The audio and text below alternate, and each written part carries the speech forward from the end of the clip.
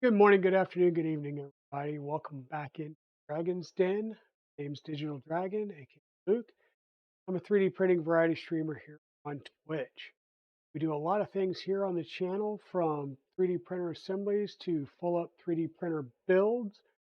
Some of these are bare bones, some of them are customized. Do some 3D printing here. Well, we've been working on some Star Wars droids. We've done some Death Racers, we've done drag race prints. And here today, we're going to start our BlackBox Tool Changer series. Now, this year on the channel, we're going to be doing a lot of multi-material printing and multi-material setups. Where yesterday we were working with the Trident 350 from Deep Fried Hero, and as part of that build, we'll be doing an Enraged Rabbit Carrot Feeder version 2 8-cart MMU system. We'll also be getting an MMU3 to go on our Mark IV, our Prusa Mark IV down here.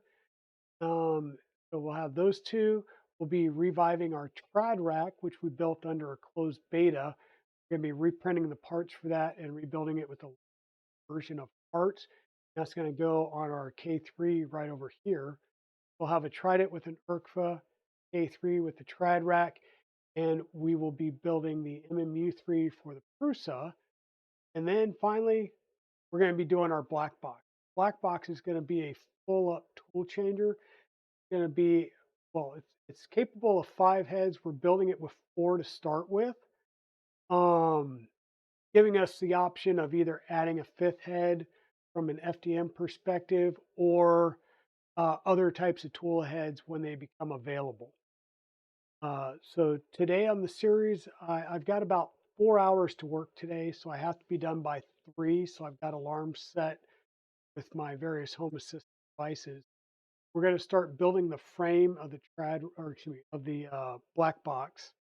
I believe there's 10 or 12 sections to the manual and the build, and we're just going to take our time and work. It's going to be a flex build. We're going to be using RepRap and Duet firmware, or Duet boards and RepRap firmware for the first time. We're going to be doing water cooling with this. We're going to, once again, doing a tool with this. There's going to be a lot of new stuff that we're.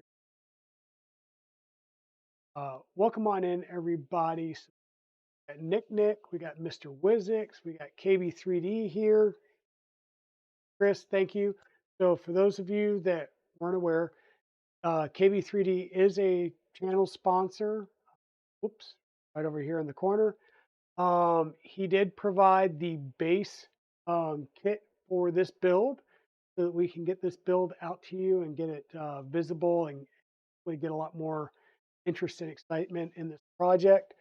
Um, so the BlackBox Tool Changer has been around, I believe, since 2017-ish. And KB3D, as the story goes, started in order to support this printer, because he liked it so much. So he's becoming a KB3D started to provide parts and sub-assembly kits for the black box. And now, with the Black Box Community Edition, he is now providing a full kit, nuts to bolts, soup to nuts, full up kit. You'll get various sub kits, or you can go and use the configurator and get one big set of BOM of this. So Chris has been very, very nice and considerate, and has provided the base printer. What I mean by base printer is everything but the actual tools themselves. And he let me spec out my own tools. So I did spec out and purchase my own tools for this.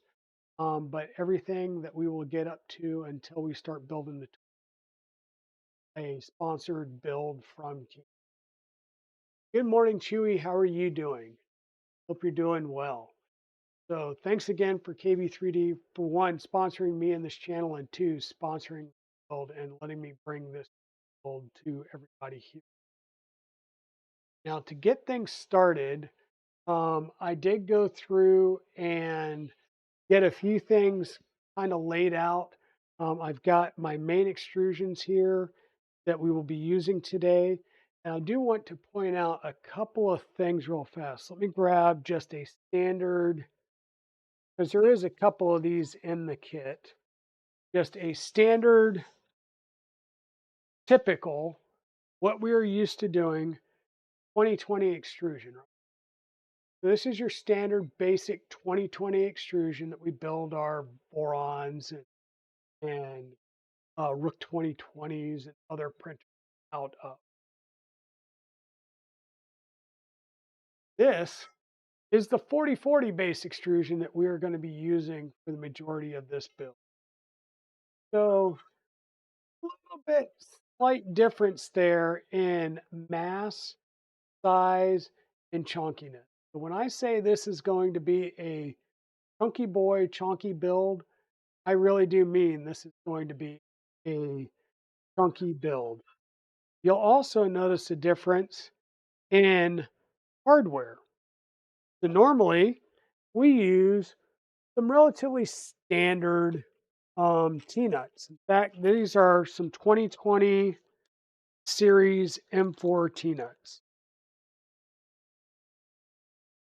And the T-nuts that we'll be using for this build, let's go over here and grab our I believe these are our M5s. And I believe, are these like Series 8? I can't remember. 4040 Series 8, I believe. So this is our standard 2020. This is our 4040 Series 8. Like we're talking orders of magnitude, size difference, weight difference. There's some heft in these T-nuts versus 8. We're also going to be using a few different sizes to the point that I almost had to worry and make a run out to store last night thinking that I might need to get some different or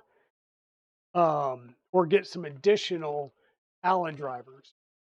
So normally we'll do M3 or M5. Maybe we'll need some M6. I'm going to be putting this frame together with M8. And the M8s, here's my 4mm standard driver. That doesn't work. Luckily, in my Bonhage driver set, I did have a 5mm driver because that's what we're going to need to drive our screws today. Is a 5mm driver. And yeah, Rat Rig, I believe, uses a lot of M6 screws for a bunch of stuff.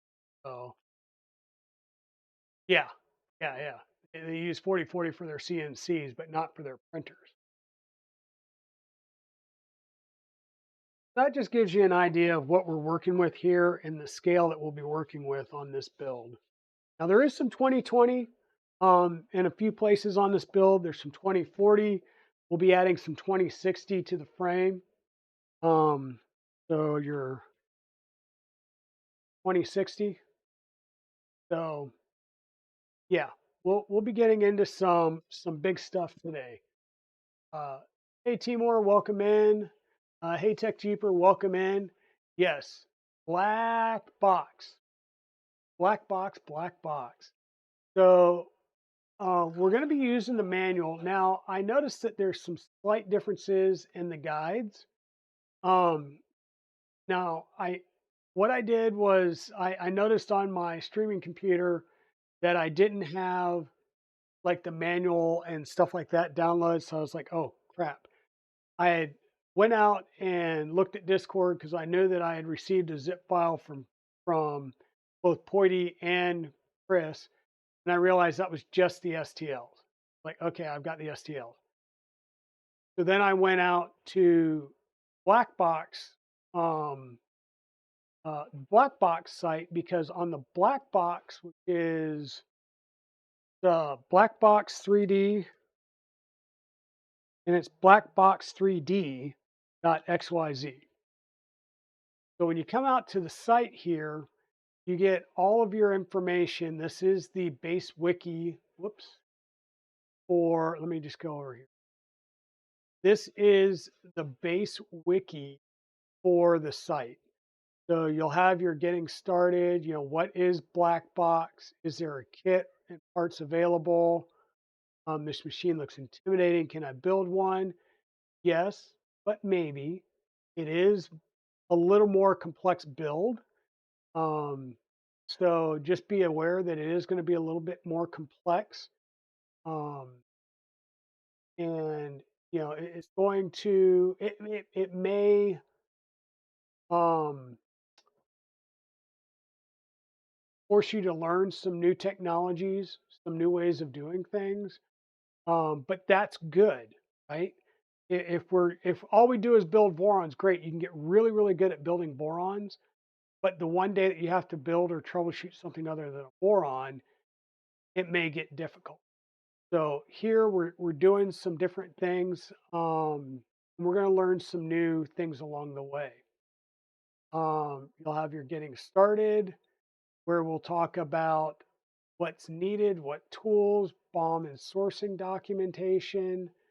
Um, then we can get down into the actual build guides. Now, the build, once again, is broken down into discrete sections, which is really good. Guide 1 is the frame, which we will be working on today. Each one of these should have a drawing that comes up that you can reference during the build. You'll have a PDF to the guide. You'll have the STLs, and then a link to the next one. And if you click on that guide, it'll download just that one section. So once again, you can download just the guide and just the STLs used for that section and be able to go through and work things off one section at a time. Once again, don't look at the big, huge project. Look at one section, one chunk at a time, and it makes it a little more easier. Hey, MakerMind Nexus, good to see you here. Good to see you here. Um, yeah, yeah. So once again, each section, it will have a change log. It will have a list of tools. It will have a list of the parts that you're going to use. And it's going to have the printed parts that you will need. You'll notice that it shows things in PLA. Those are all the tools that you would need for the build. Now, you don't have to print out the printed tools, right? You don't have to. They help, and they may speed some processes up. But I would say print them out. Print them out in a different filament, a cheaper filament. Um, we have printed all the parts, or I have printed all the parts for this build out of polycarbonate CF by Priline. I got it off of Amazon. It's about $50 a roll. And right now I've gone through like 3 spools printing all the black box. Um, so just be aware, you're going to go through some filament, printing out all of the required parts for the build. And if you're going to print the tools out, print them out in a cheaper filament. Standard PLA works. We will talk about the preparation, and then we will go through and do all of this. Now, rather than going through on the website, I did download these. I do have them. That's what we, once again, it took a little bit, but here's the drawing popping up, the idea of what you're going to be working on. This is a fully interactive drawing, so that's why it took a little while to pop up. You will be able to reference this throughout the build as needed. And you can open it directly in Fusion if you have a Fusion account, or you can just look at it here and reference it back. And so just something to be aware of. And we may do that throughout the build here. So going through the black box, once again, I like having it pulled down versus going through the web page sometimes, because every once in a while the internet does wig out, and having it local it means that you can always get to it. Um, Parts and stuff, and preparation. Find a flat surface large enough to build your frame. Hopefully, we can get the frame fully on here. We may have a couple of issues here or there, but we'll deal with that just because depth of my um, build surface here. Um, we've got three lengths, 395 by 4, and we've got two at 395 at 4, 420 by 2, and then 470 by 4. So we've got all of these main ones laid out here, kind of like we would do with the Voron frame build. The printing parts will take the majority of the labor hours, hopefully just for your printer. Involved in the build, there is a lot of printed parts, especially since there's a set of parts that you have to print for each tool head. So the more tool heads you have, more printed parts you have to do. For the frame section, the support install tool and the alignment blocks may be printed in less material such as A. The bottom corner brackets also incorporate the machined in foot. It's recommended to print with cubic subdivision infill at 100%, depending on your material. Doing straight ABS, straight ASA, probably so. I went with polycarbonate glass fill or polycarbonate carbon fiber reinforced. I did not print those at 100%. I think I went like 50 or 60%, or just went with the standard uh, print settings that I was using for the entire build. So once again, that depends on your material. You go with the basic suggestion, minimum of ABS. Once again, this will be an enclosed printer, high temp printing. You do not want to use PLA. You do not want to use PETG. You do not want to use straight nylon. Nylon will creep. Be cognizant of those things. Choose the right material for your frame. You don't want to have this all built up and then have to tear it down because parts fail. All through holes in the printed parts need to be cleaned with a reamer, so we will go through and ream those things out. And you want to use a reamer, not a drill. Drills are not completely round. As you drill through parts, one, you can go deeper than you need to, and two, uh, you tend to make an oval versus a true circle. Which your MGN linear rails come with the carriages pre-installed. They are matched to the rails and should not be removed. Should not be removed.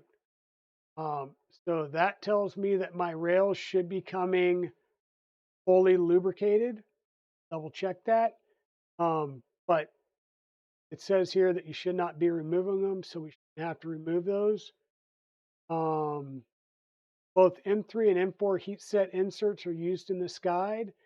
Means you need to let the iron fully cool before you switch it. Don't burn yourself.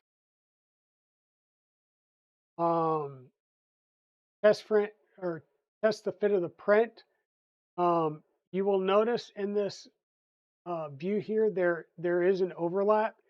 Cannot have both of these parts installed at the same time. They will not fit. But we will use these parts as a guide on our printed part or on our parts here, and they should be a tight fit. But you will put these on and you will use these as a guide to ensure that when you put in your corner brackets, that you do not build in a twist or a skew to your frame. We're basically going to use these as additional alignment blocks, make sure that our corner pieces are mounted. Whoops, go get that one. That our corner pieces are mounted appropriately and that they are not skewed or rotated when we build these. Okay. the upper frame, we're going to start with a 440, 470 millimeter frame. And so once again, the 470, I believe, was our longest. We had 390, 420, and 470. I'm going to verify that real fast.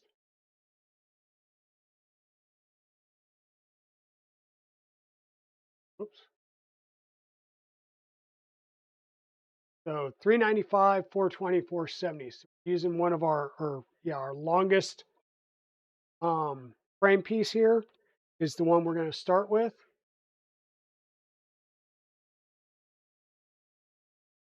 And we're going to start by attaching one of the corner brackets with button head hex screw.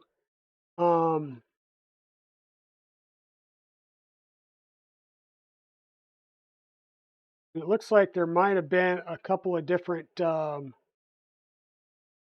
setups initially, meaning there's both. It could have come with either hex button head or flathead screws. Whichever one you get in your kit will work. So once again, we're going to take and mount our printed PLA part on here. That will line up our corner bracket to make sure it's going to be nice and square. Bring you guys down here so that we can see. And once again, we will be using our M8 by 25 bolts here. Let me get a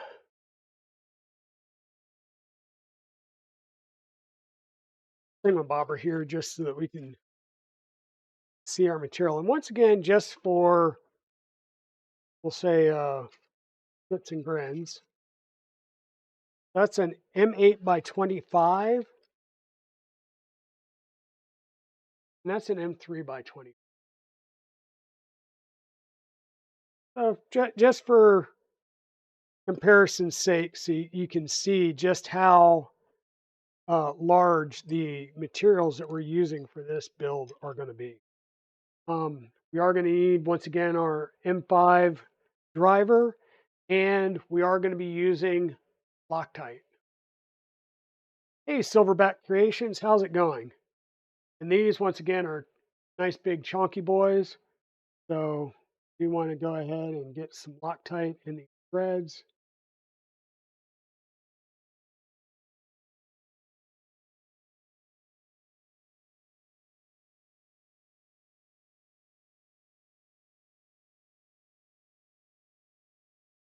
And I'm pushing it into the printed part and holding it down. So it will be flush with the bottom of our rail, and it'll be flush with the side of the rail. And it says, just to bring it in, don't snug it up yet. You want to have everything fairly loose and until you can square up the top of the frame or each section of the frame, and then you tighten everything down. Once again, a printed part here, we get this fairly well in. We're not torquing it, but we do want to, just snug it up.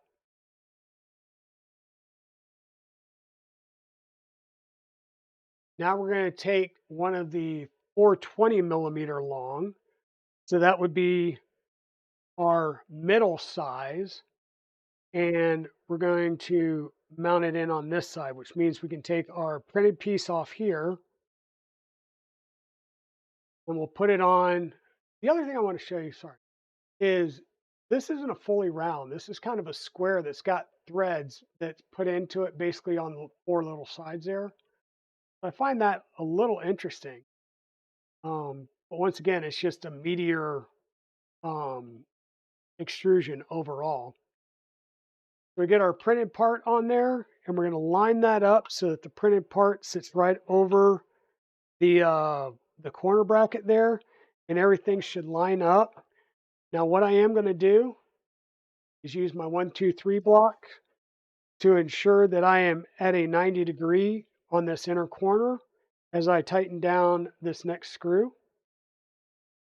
We use our 1, 2, 3 blocks and our square a lot in this build when we're building this frame. We want to make sure that our frame is nice and square the whole way through. because a square frame will definitely give you a very nice build.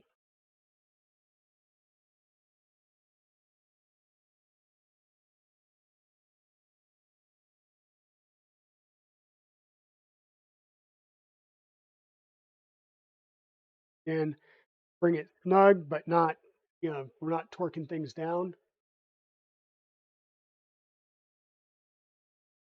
Yeah, tool changers, I'll say, are kind of the future. Now you had the E3D tool changer, you've had a few open source tool changers. This is actually an open source build here with the BlackBox. We just finally have a full kit for it, thanks to KB3D. You've got the Prusa XL. Um, so the yes, we will have a link to the KB3D store. I should probably set that up, but there is a link to the configurator page and all of the subkits on KB3D's site. Um, so we're going to take this and now put it on the other side, and we're just going to keep working our way around. We're going to put our printed part here, grab another one of our frames and get it lined up, and then we'll go ahead and get our next screw going, and then we'll just keep working our way around the top frame.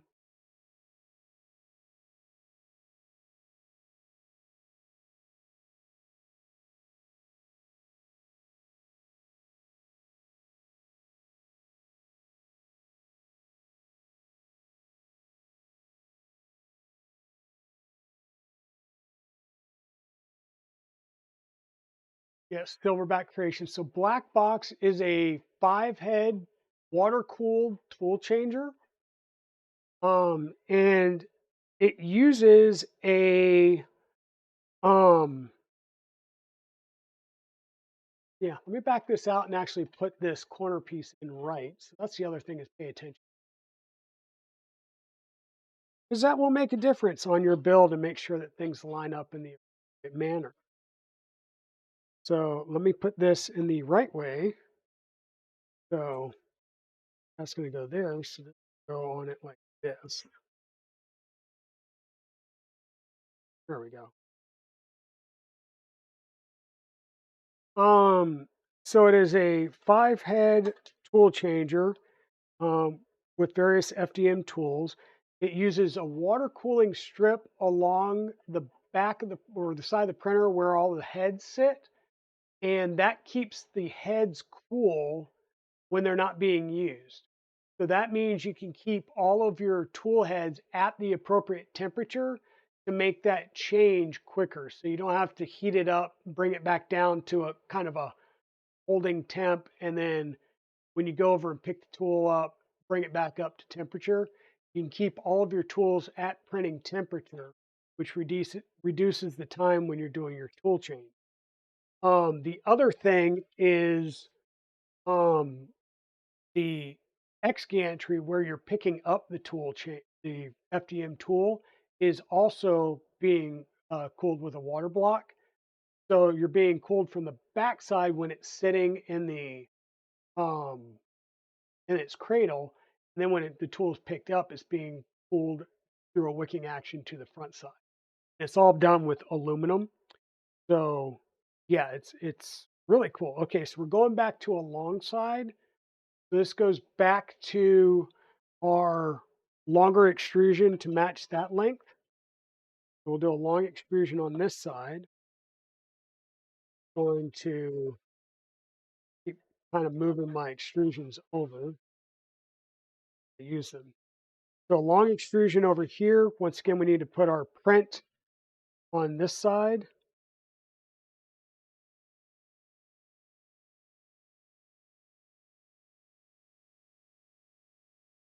Lay that down. Once again, this is going to keep everything nice and flat and nice and square as we go around. And we are going to be checking for squareness for each section rather than trying to get like a full frame built and then check for square. We're going to be checking at each, I'll say, side that we build. So this is going to be the top right now that we're building. And then when we get to the doing one of the sides, then we'll check that side as well.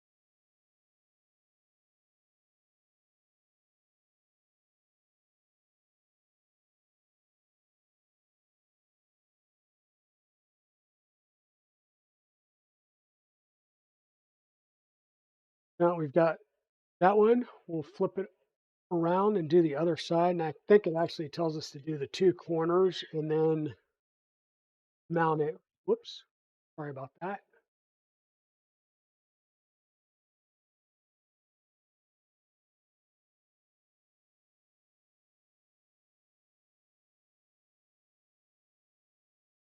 Corner, turn it, add it. And now it's basically telling you to build the last frame and then um, join it at the time. Take our last frame piece here and we'll get it set up and then we'll join it. So what I'm going to do is I'm just going to kind of lay it here so that I can set my corners in place so I know how my corners are going to go on here. So I make sure and put my printed guide piece here in the appropriate direction for each side.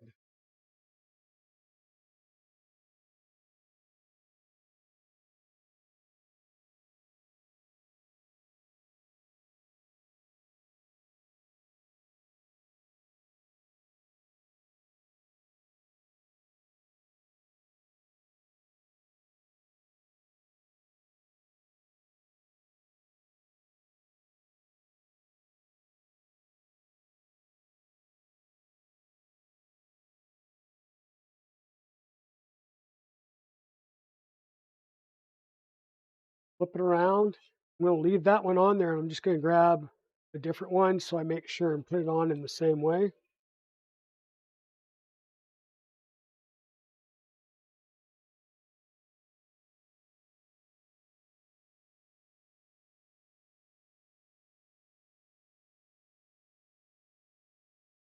And these should be a tight fit, but after you use them once or twice, they'll get a little bit looser.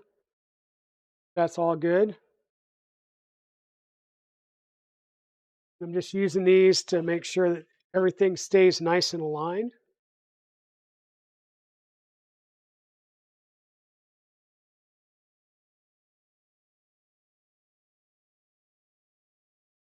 Hey, Zombie, how's it going?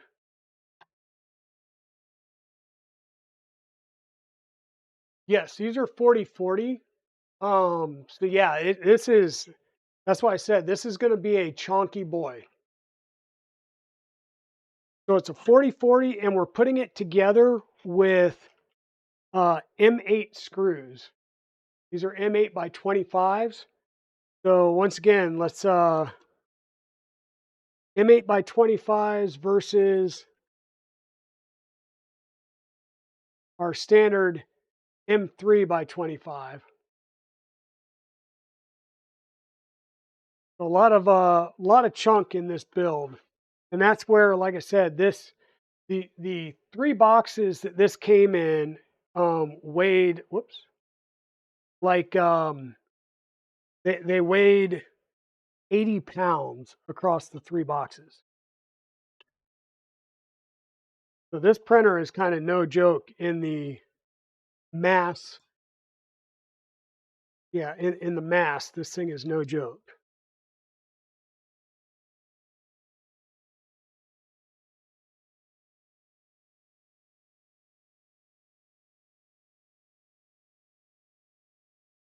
We're going through using our 1, 2, 3 blocks to make sure that we are um, nice and square on each corner along the way of the build. Hey, Pez.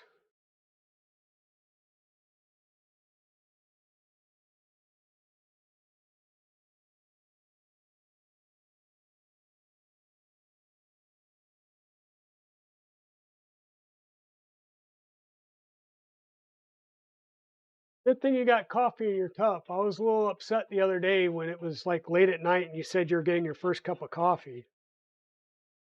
I was a little upset there. Hey, Killer Prince, welcome on in. Welcome on in. Yes, so the approximate cost on this kit, let's, whoops, give me a second here.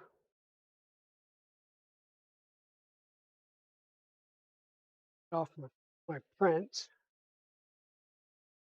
Um, we got the main frame here. Let me jump over to the KB3D website real fast. We'll come over here.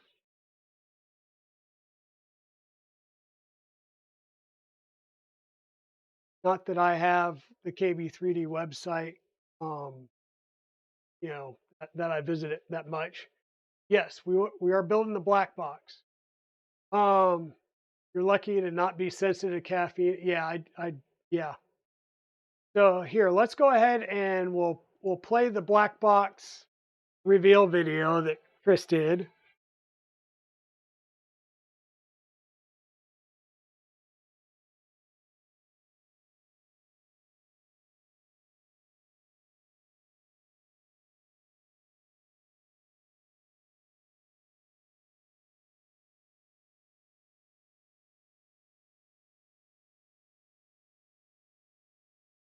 So it uses the worm gear to do the cam lock.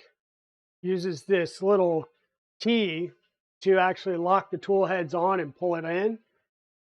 And then that whole metal plate that you saw there, that aluminum plate, is used to wick the heat out using the water cooling. They have a plate on the back side that will cool the tools while they're sitting on on their cradles, and then when it's picked up, it's getting water cooled as well. And then the price point on this, let's go to the ah.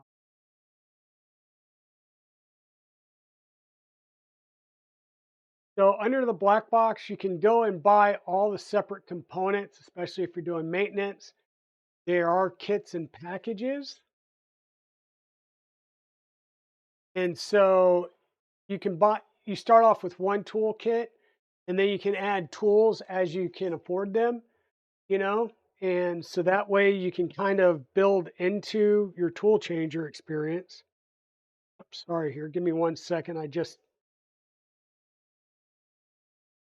caught my fingernail and just split my fingernails. Give me 1 second.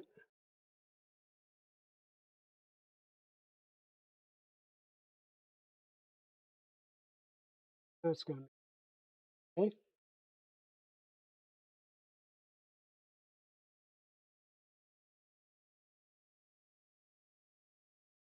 Last time I did that, I wound up having to super glue my nail together.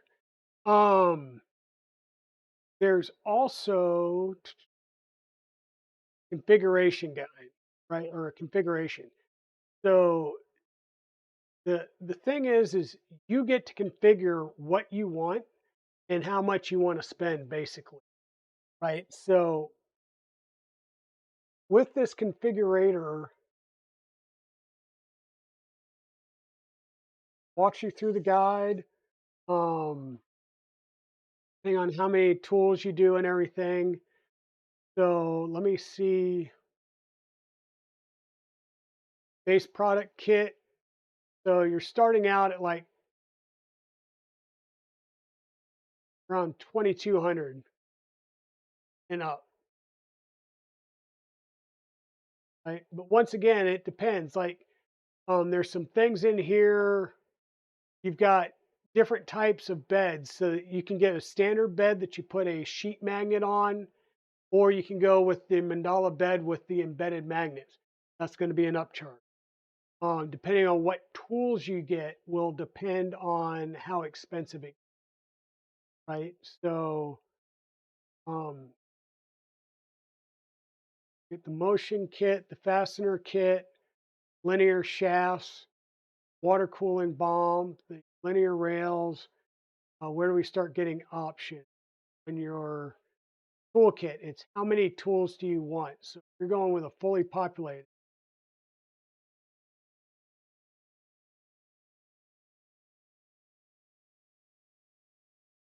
And once again, you'll see that you've got different types. So you have a standard, which is a smooth shaft that you put a set screw in. You've got threaded. That's an M6 threaded like a standard V6 heat break or heat throat. Or you have Revo. Revo, of course, is going to be using the Revo heater block or heater cores and nozzles. So depending on how you set them up, it'll be slightly different. So we'll just say we're going to do Revos and all. The hardware kit. Well, you need one of these per tool heads. Now we're going to have 5 tool heads. Throw 5 fastener kit. This is per tool head once again. So we have 5. The umbilical harness, 5. PTFE reverse Bowden tubing. You need 2 3-meter lengths for a full 5 set. Okay. Then you need, yeah, okay. Apparently, nope. Okay, so apparently he's out of the PTFE. Mandala Rose works. I prefer the base bed with a magnetic sheet and a build plate. That's me. You want to go with the more expensive bed, ultra flat with the mag bed, you're now up to $180, but then you don't need the actual magnet. So just be cognizant of what you're selecting. Then I go with the ultra flat bed, magnet. Oh, you're out of stock in that one. Sheet, yes, no, you're out of that one. So we'll go with the slightly larger B. B's out of all of them. But anyhow, you see as you go through here and you pick your options, that price is going to go up and down. So basic 2,500 to, I think, well, 2,200 to probably 3,500, depending on how much Gucci you get. Right. So that's where you get your configuration.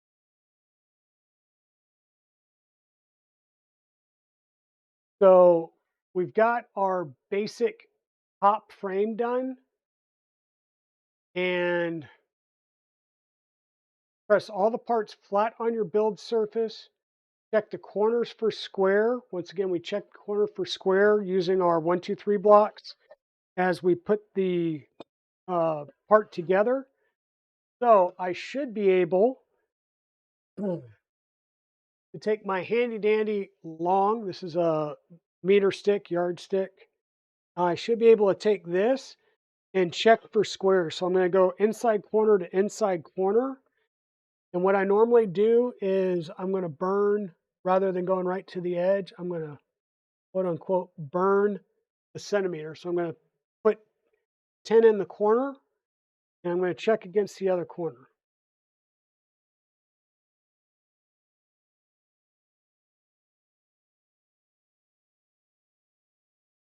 Basically about 640. Now I'm going to do the same thing looking at the other corner.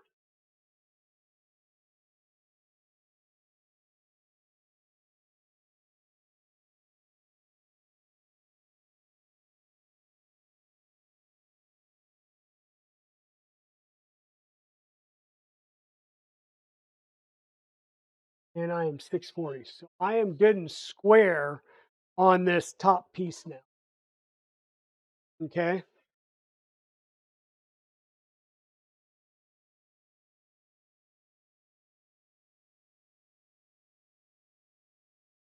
Yeah, and he came to 630.317. So obviously he was using his calipers.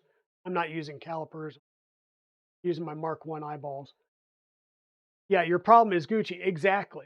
Exactly. So I will tell you, I've only specced out so far 4 tool heads, and I need to get the one, like, um, the one FDM tool pack. But I've got 4 high flow Revo heater, or excuse me, 3 high flow Revo heater blocks with 3.6 Revo Obsidian nozzles, only because I can't find the Obsidian high flows. And my fourth tool head is a titanium V6 heat break with a nickel plated copper heat block and a Splice Engineering Gamma zero point 0.6 hardened nozzle. So yeah, I didn't skimp out on my tool. Yeah, nice beefy frame. We're square. Once again, I was measuring 640 because I burned 10 to start with. Right, so that's why I'm not showing a 6. But you're measuring corner to corner of opposing corners, and you want those to be as close as possible, um, and that will make you. Now you're going to turn the assembled upper frame onto one of the 420 frame extrusions. Right, so we had 420 and what 470 extrusions. So these are our 420. These are our longer 470 extrusions. So we want to turn our frame up on one of these. I'm going to do it towards the camera. So here's our 420 down on the panel here. And we're going to attach. Now I'm going to move it the other way so I can mimic our our thing here. Going to attach one of the 395s to the corner bracket. Means I need this so that I've got my corner bracket facing down here. Okay, so this will be our 395 going into our corner bracket. I'm going to set it down here, and based on that corner bracket, my printed piece would go in this corner here.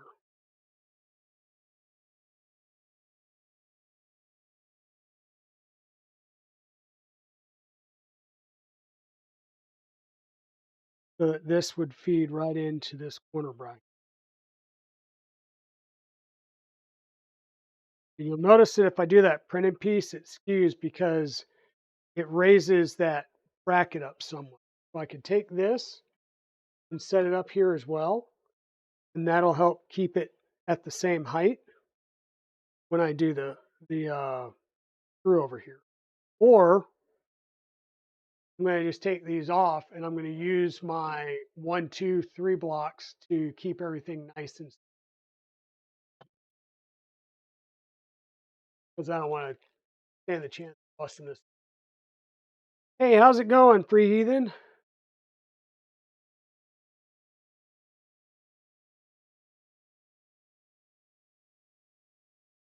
Never skip on your tools. Yeah, so once again, that's going to be a nickel plated copper heat block on a V6, right? So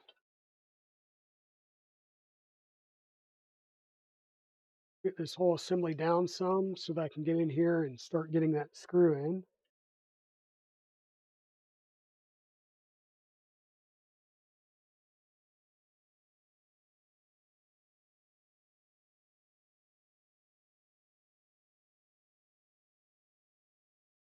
Yes, so we have 420, 470 millimeter, and these are 395 millimeters. And we are using 4040 extrusion right here on this particular part of the build. So we got that nice and tight. Once again, it still says, I believe, but okay. That's the other 390 extrusion on the other lower corner bracket of the upper frame. Should be this corner up here that we're going to work on. At 80/20. Okay, so put the other one up here in this corner.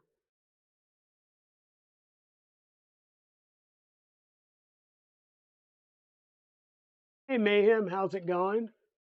All right, give me 1 second. I'm gonna scroll up here because I missed.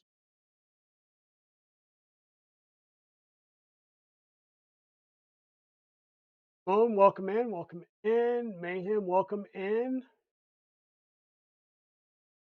Overback, welcome in.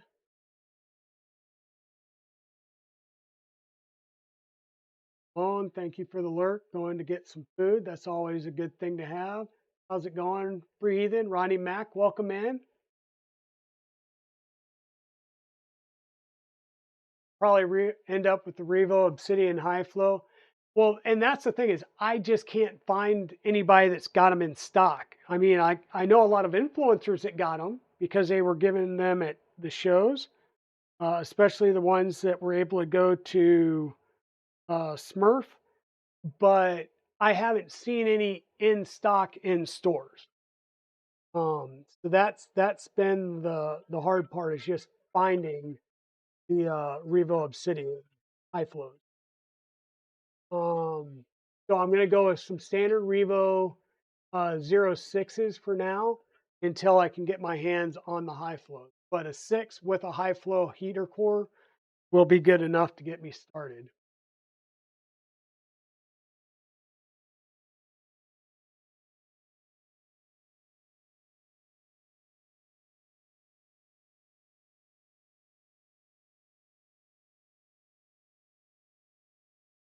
Once again, we are putting these together with M8 screws, M8 by 25 screws,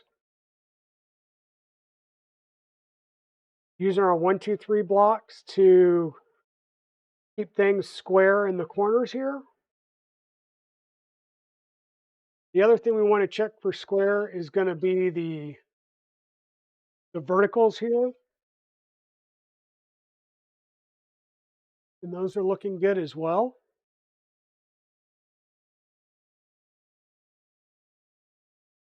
So what's up next? We've got those. We're going to take another one of the 470s. We're going to attach our 2 corner brackets to it. Once again, these things are honky chonky things.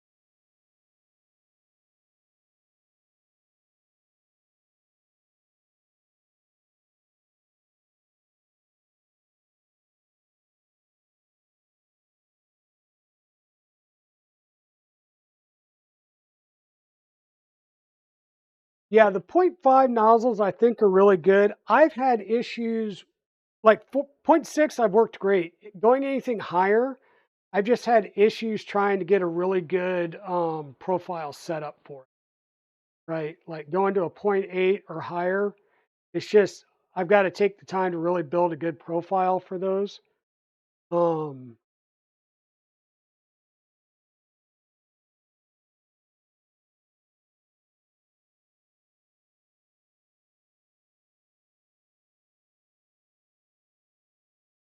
I'm gonna go ahead and put these on the same corner so I know when I um, put the corner brackets on that I'm putting the corner brackets on in the same corner on both sides.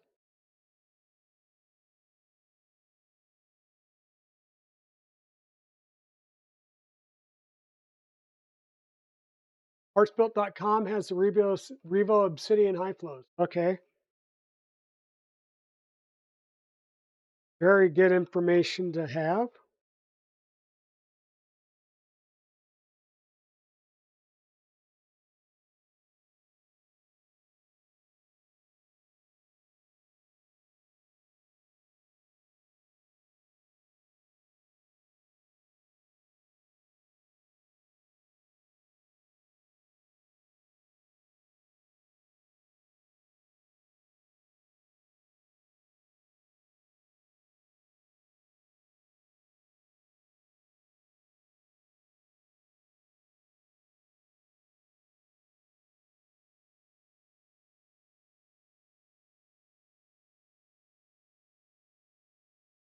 $3 slice pie day at the Governor.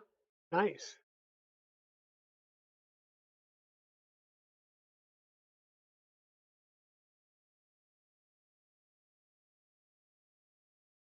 Okay, got this piece built. Take our plastic pieces off.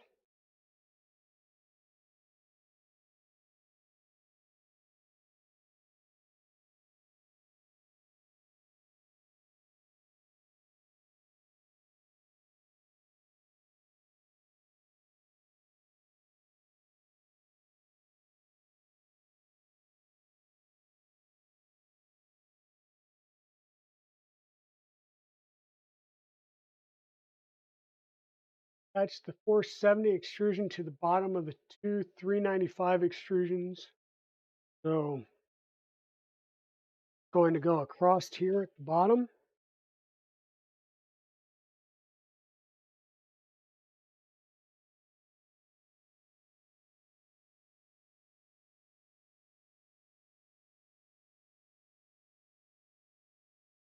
I'm going to say this is a 420. So I think what I needed to do, and I must have missed that, was rotate this around because this would be the 470 length. Let me do let me do the other two here. Well, the issue I'm having is more of a length issue.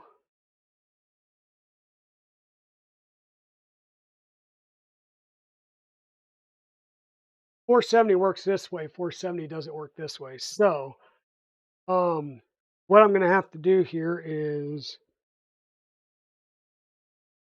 jump around because I think I missed a rotation of the frame.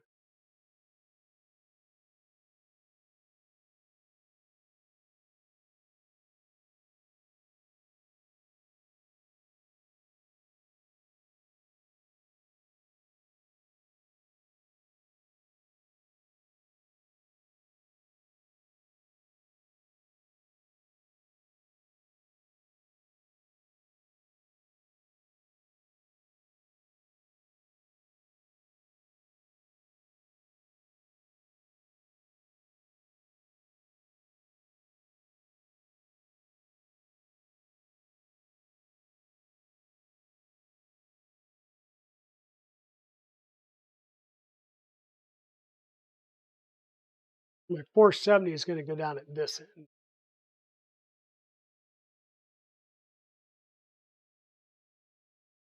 Flip that around, and then our 470 piece that we did will go down here.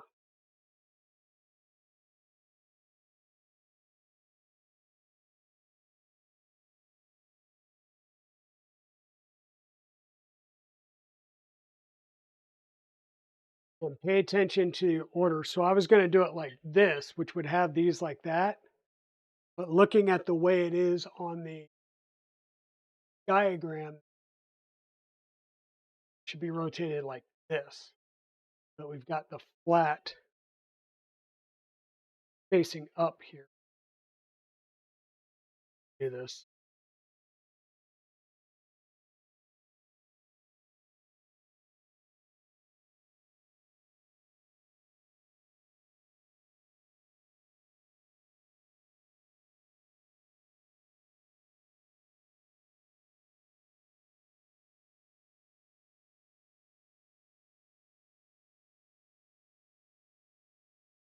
Then we're going to use our 1, 2, 3 block to keep everything nice and square here in the corner when we tighten things down.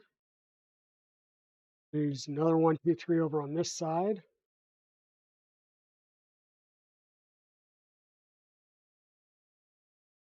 Hey, Westry, welcome on in. Good morning. Steve Builds, welcome in. How's it going, Steve?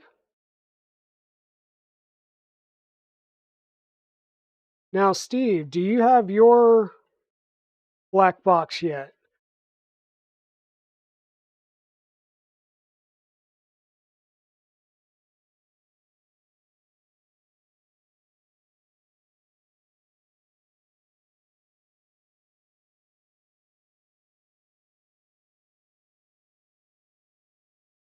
Okay.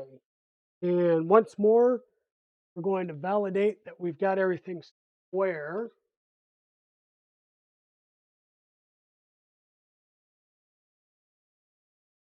carpenter square to check for square. We've been using our 1, 2, 3 blocks. And I am going to come in here and validate squareness this way.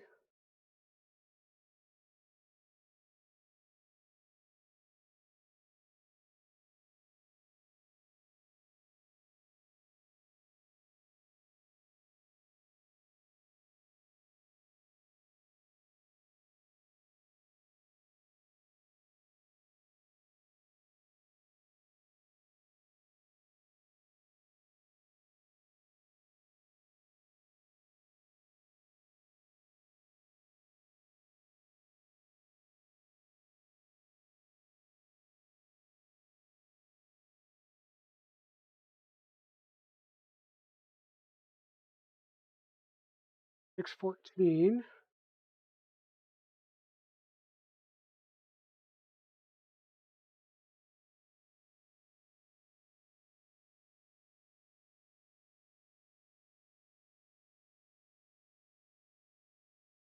Six 14 one way and 613 another. So we've got a little bit of a things off ever so slightly.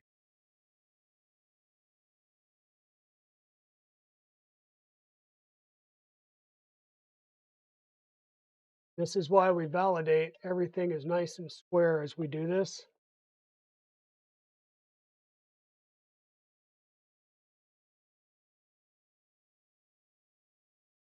I'm going to be going through and revalidating my square.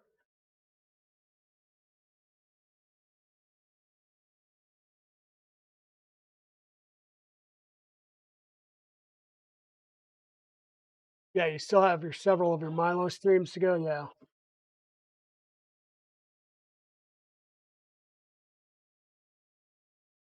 Well, and I will be doing a Milo stream um, in a little while. I'm waiting for it to come in. But it sounds like, according to my, I'll say my crack dealer, aka Chris, that he's going to have a Milo option as well. That's going to have a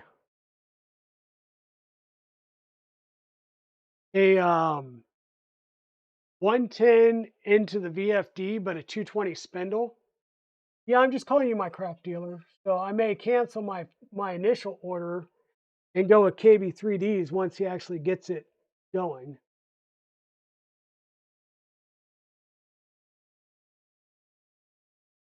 Something's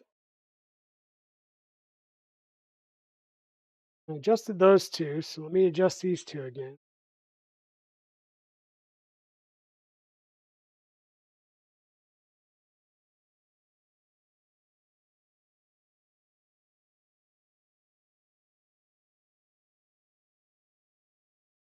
Hey, thank you for the follow, Danger Engaged.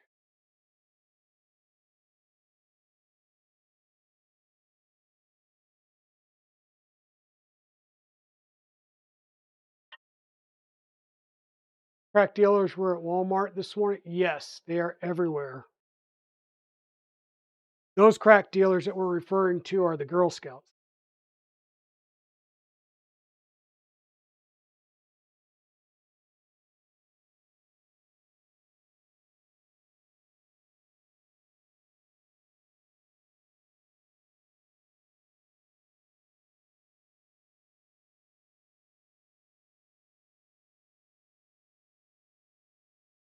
There we go. 614 and 614.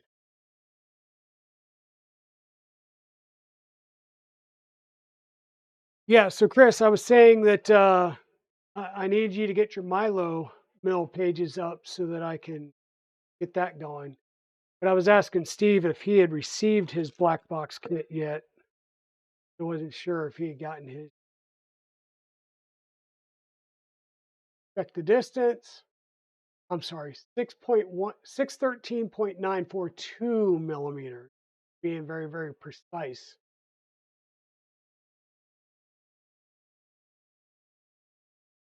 Now we're going to put the build over on the other side. We're going to add the other uh, 395 and 470 extrusion. So flip it over this way. We can add the 395 on this side, and then we'll do our other 470.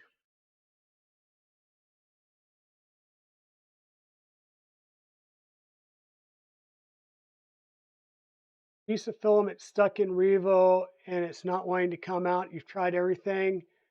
Um, you can get a new nozzle and screw it in, because that's what I do if I have a jam like that. Is I just throw a new nozzle in there because I have spares. If you don't have spares, you're going to do what I'm going to suggest, which is unscrew your nozzle and hold it with a pair of pliers. Gently hold it with a pair of pliers. And what I do is I have my heat gun set up.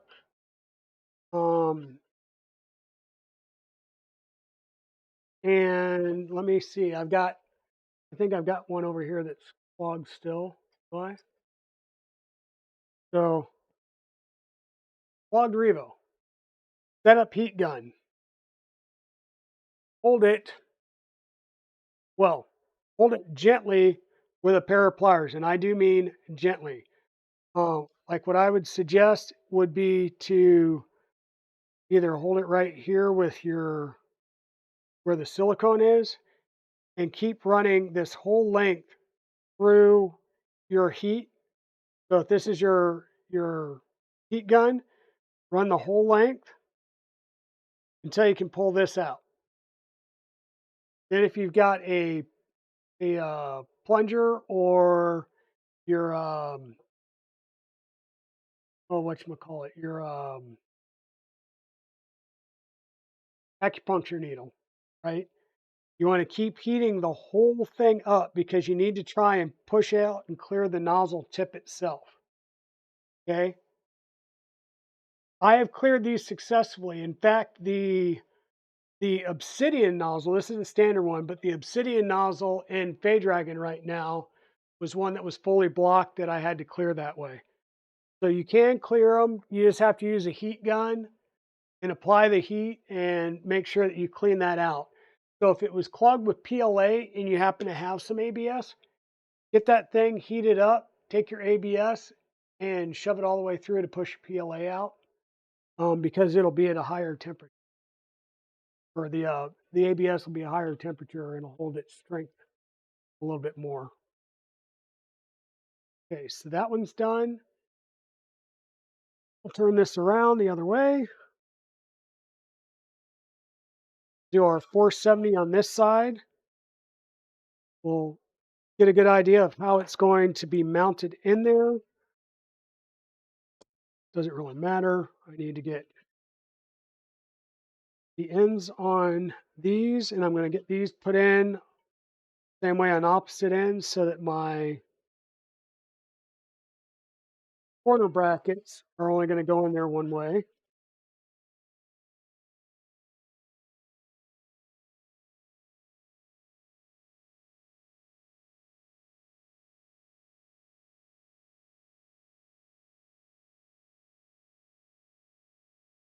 Uh-oh. Are you out, Chris? Or wait. No, Steve Builds. Okay, Steve Builds. Thanks for coming in and hanging out. I appreciate it. I know Sundays are a day for family and church and everything, but I was just so excited to get started on this. Hair dryers are good. Heat guns are good. Um,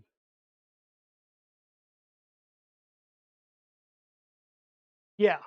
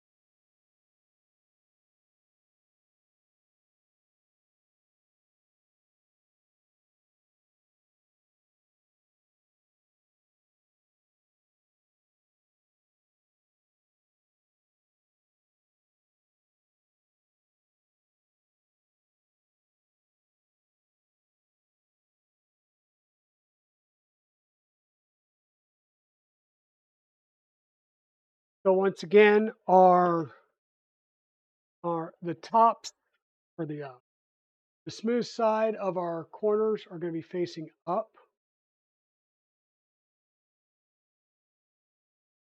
These are 1, 2, 3 blocks to keep everything nice and straight as much or square as much as possible.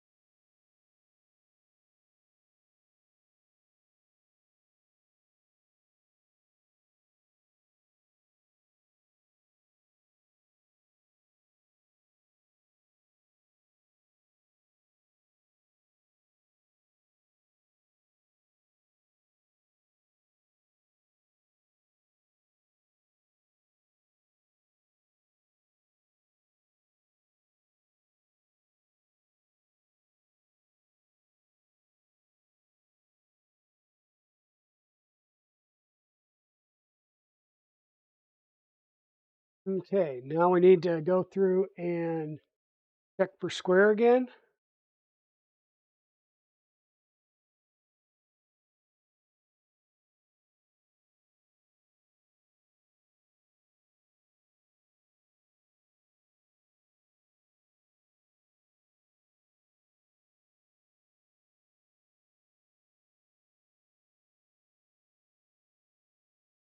Without busting our head on.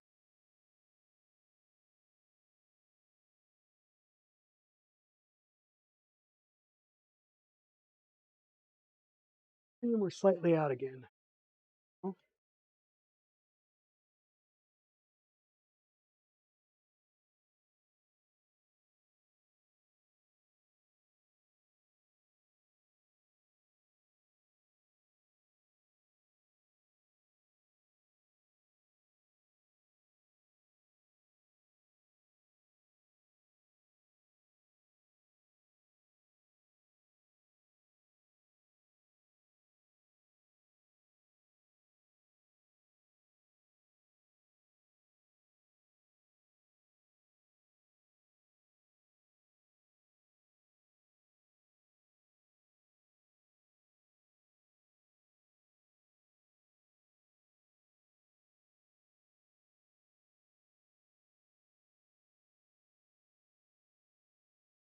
614 one way.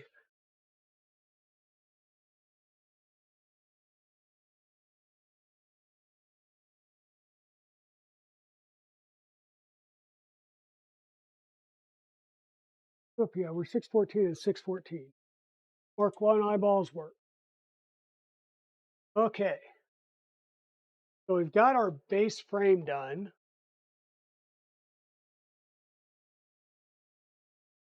And all 3 sides are square so far. Next up is the bottom frame.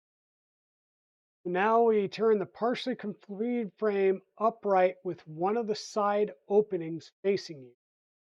Will become the front side of the side opening. Now going to do 2060 extrusions to the side frames. Your 2060 extrusions have 3 holes in each end. We are going to only use the 2 outer holes. Future extrusions will not have the center hole. Place some M4 slot 8 roll-in nuts in the top slot of the lower extrusion.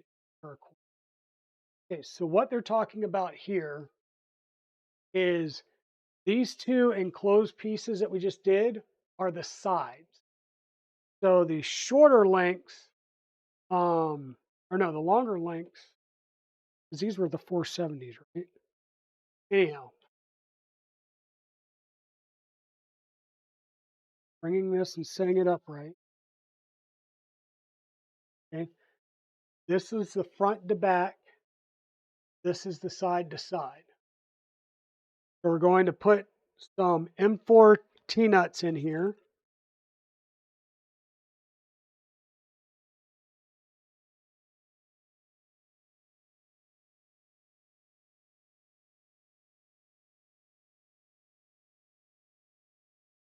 want the M4 slot 8 roll in T.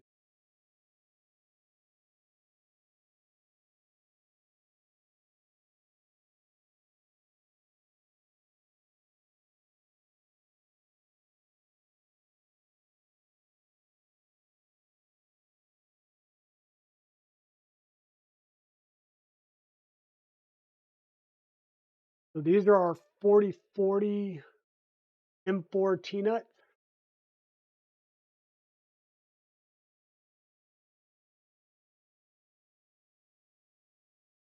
I'm just trying to see um what hardware we're going to use to actually connect this.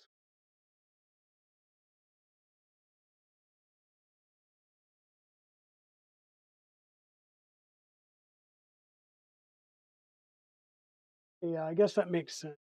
I don't know why I'm looking at these thinking these are M5, but that's slot 8 refers to the 4040 size. Okay, so yeah, these would be the 4040 M4 T-nut. Okay, gotcha. I'm going to do one towards the extrusion, one facing away from it.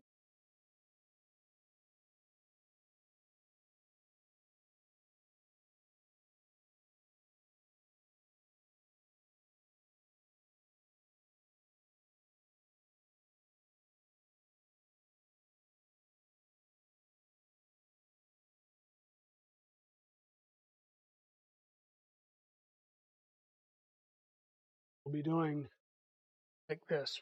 One with the hole towards the vertical extrusion.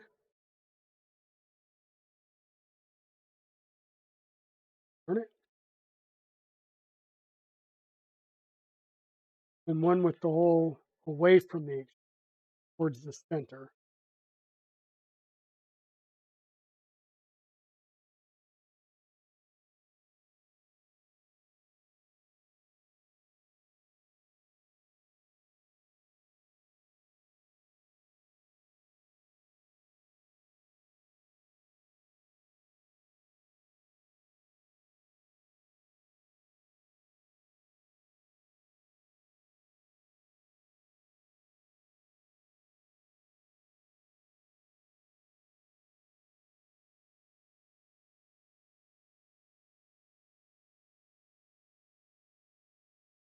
There we go.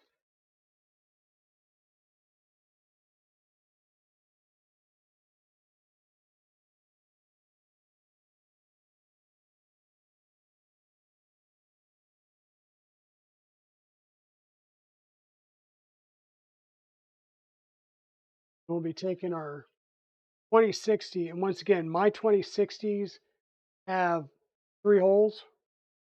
We're going to use the 2 outer holes. Future ones won't have the center hole drilled out. And we're just going to sit this down on there. And we can move it side to side to get things lined up. That's no big deal.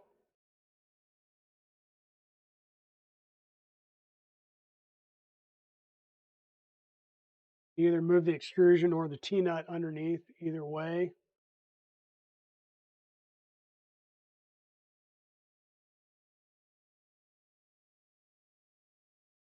We're going to use M4 by 30 socket head cap screws.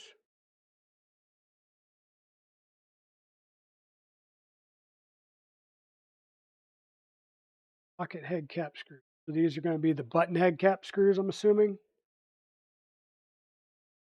Nope, not enough of those. Screws.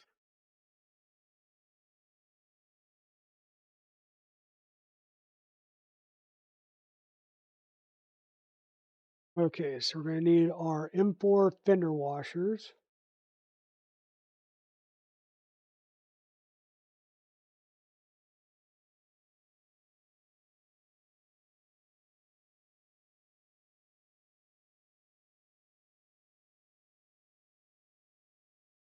Yeah, I love the 2-layer kit here, Chris, but just getting the 1 layer out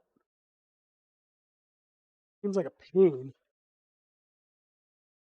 For no other reason than I think, there we go. I think it's got a I don't know if it's like suction or what, but M4 by 30s. TV.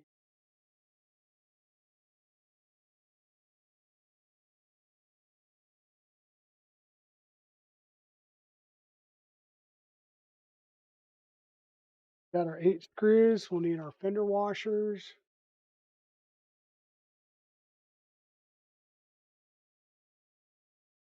Wonder if you can drill some holes.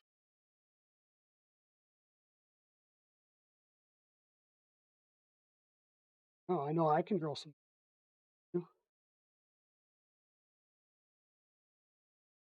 So the fender washers will go across the top edge here. All I'm going to do is just line up the hole.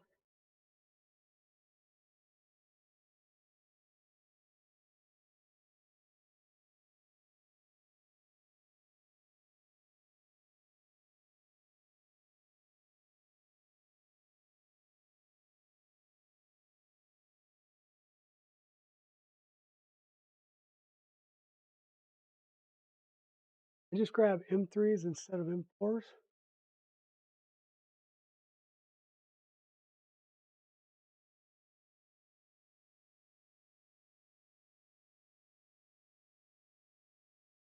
Supposed to be M.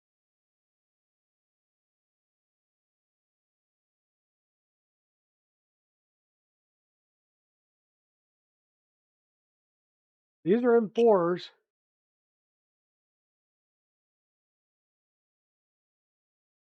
Um, that's what was throwing me off. Chris, there's some M5 T-nuts in this package. Is there supposed to be M5 T-nuts and M4 T-nuts mixed? Because it only says M4s, but there are M5s up in here as well.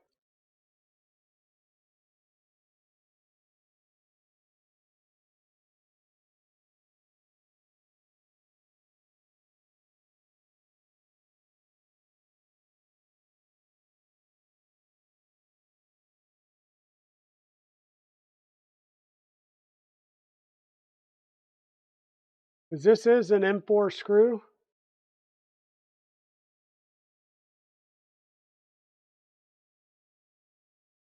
That's an M5. That's an M4.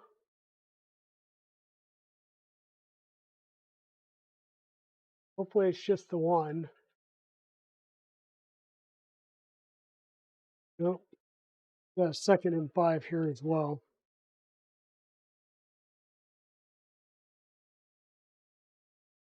Yeah, you got a few M5s in here. Not a problem as long as you gave me some extras, but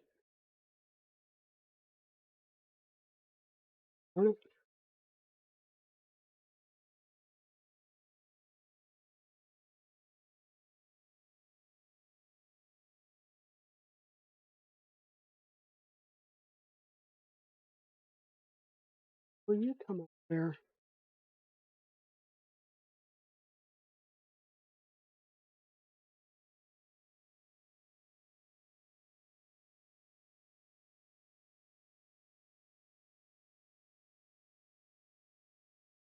I'll chalk it up as a prank from Chris too.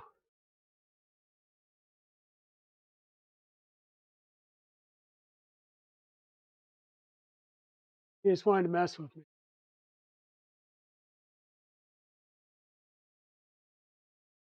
Yeah, I'll let you know.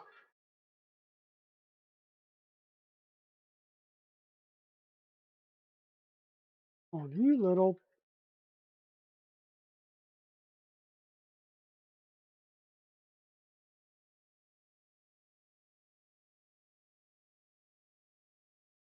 There's two.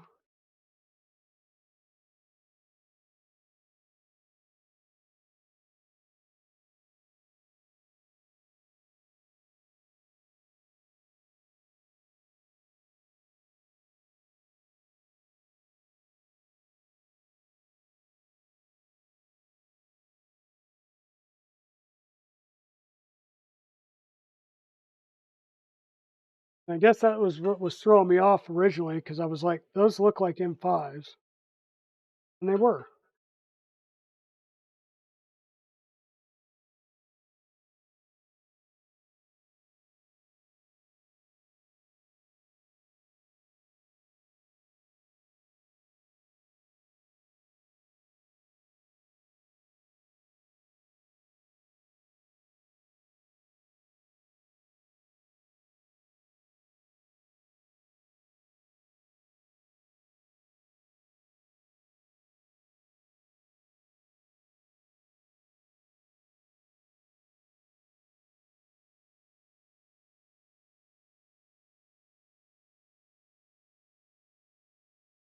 Yeah, we're gonna have a few of them. I'll double check after this stream the rest of them.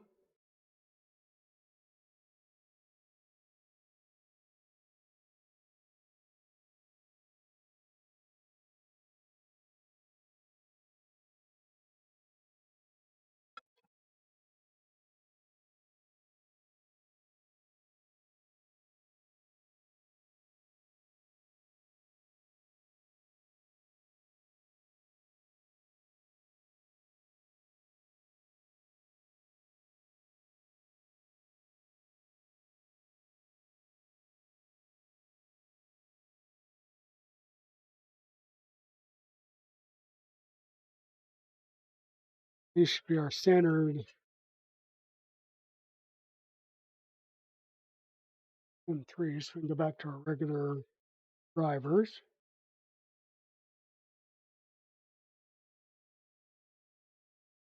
Yeah, most are by weight. Yeah.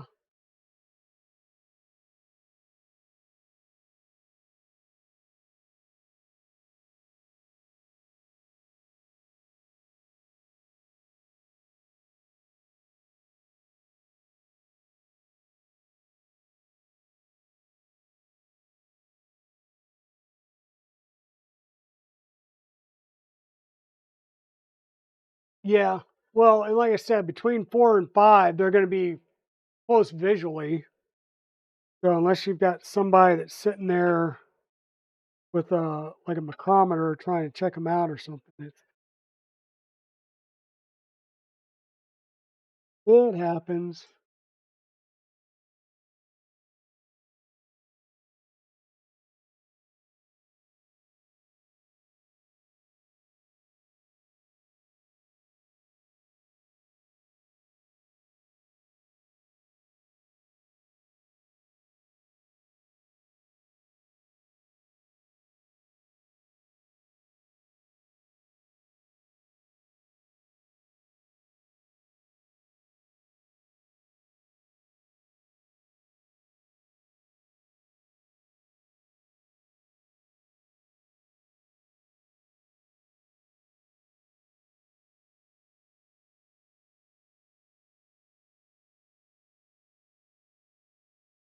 Okay. We got these two there. We're going to push them to the side and we're just going to snug them for a moment. I want to get the other side ready. I'll flip this around. There are other 40/40, or excuse me, 20/60 up here. Things lined up and loosely screwed in.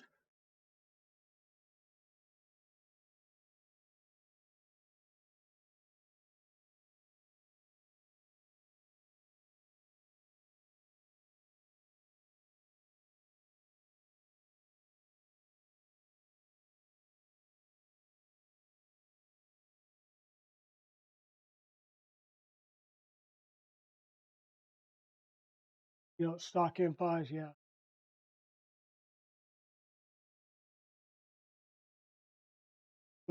Yeah. Well, and you were saying that the hardware kit that I'm digging out here, so these hardware kits, so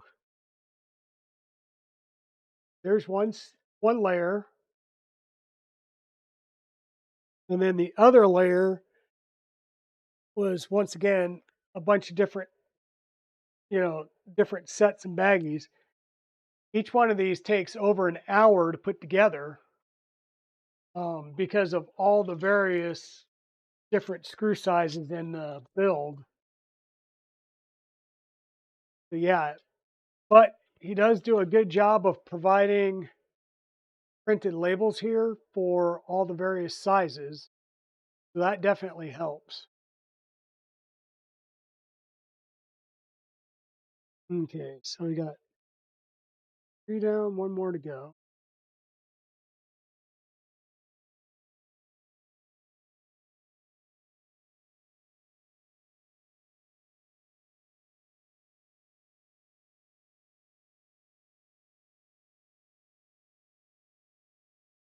Okay. Now these are all the way pushed to the sides up against the extrusion, and you want that. Um,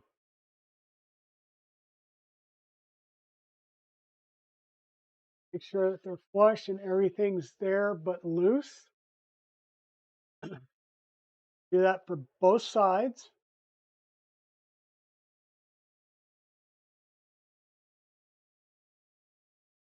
And now we want to verify the frame is square. We're going to measure the distance between the outer faces.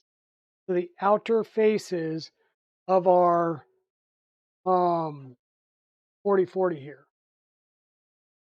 So we'll take our ruler. We're looking for 500. So what I'm going to do is my typical, which is I'm going to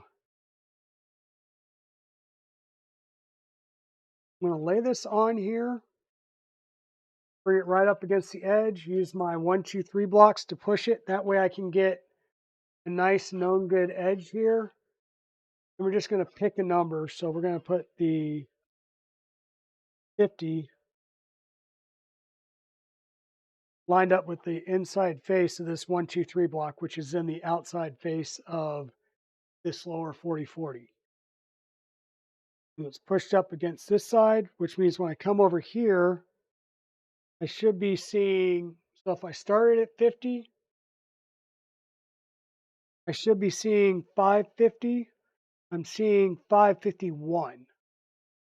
So I need to kind of press this in just a little bit. I want to double check this side though before I do anything. So of course my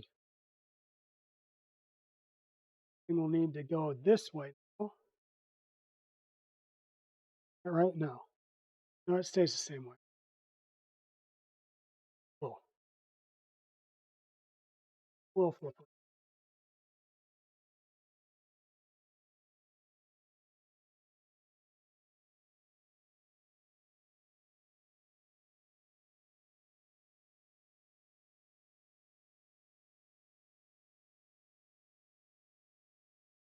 Lined up on 150 here, so I should be lined up on 650 here.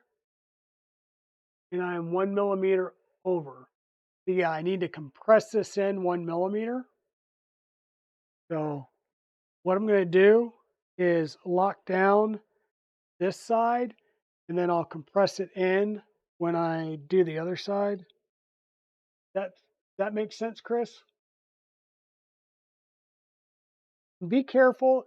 You don't want to crank these way too tight. If you do, you will bend these fender washers, and you'll have a bad day. These fender washers will give, and the extrusion will give as well.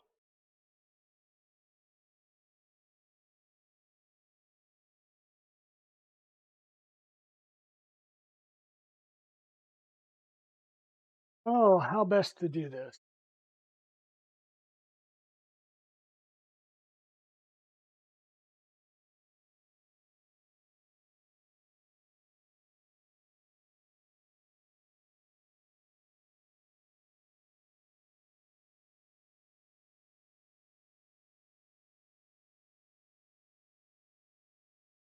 honestly, ratchet straps would be good.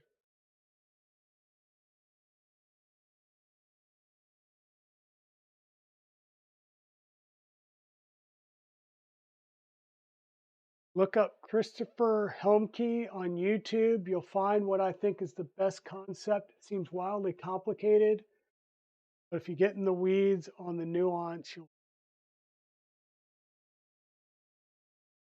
Okay, that didn't help. It did, but yeah, my kind of thought there would be if I needed to come in 1 millimeter, lock this side down. But I think my thought was ratchet strap around right up here because this doesn't go all the way to the end. So I can ratchet strap right around at this point. And like I said, I'm pulling it in 1 millimeter is all I need to pull it in.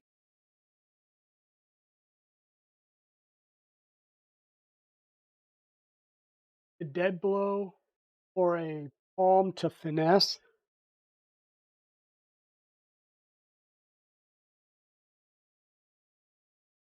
So you tighten the fasteners and play whack-a-mole.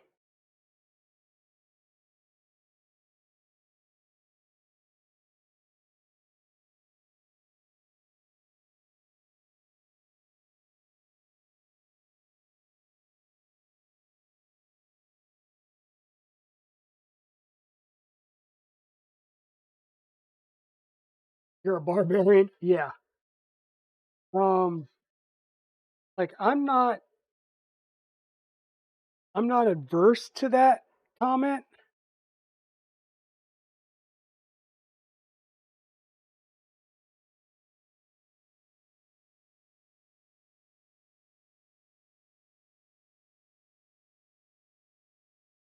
Or in some cases, yeah, just tightening down the screws might do it.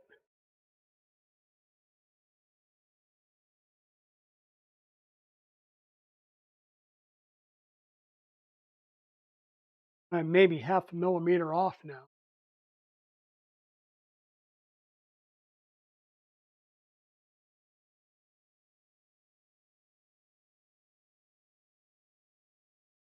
Fifty.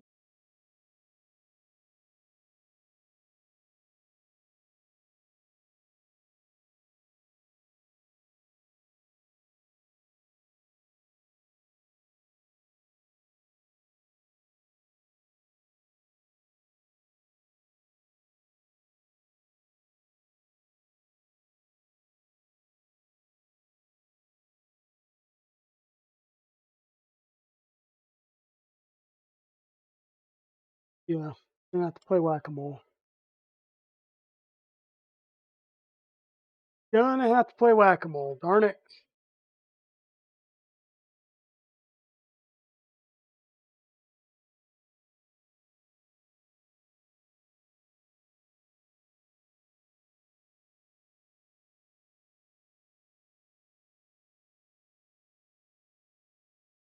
Yeah, it's like this side, when I tightened it up, it tightened up, but the other side didn't. I mean,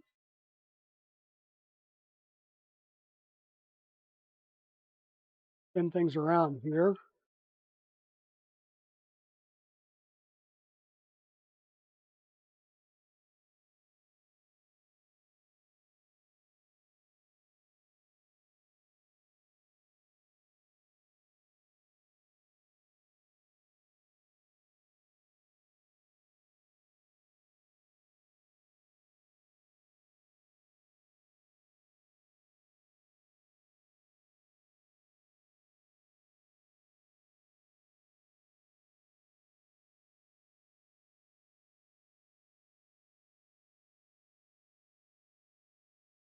She did just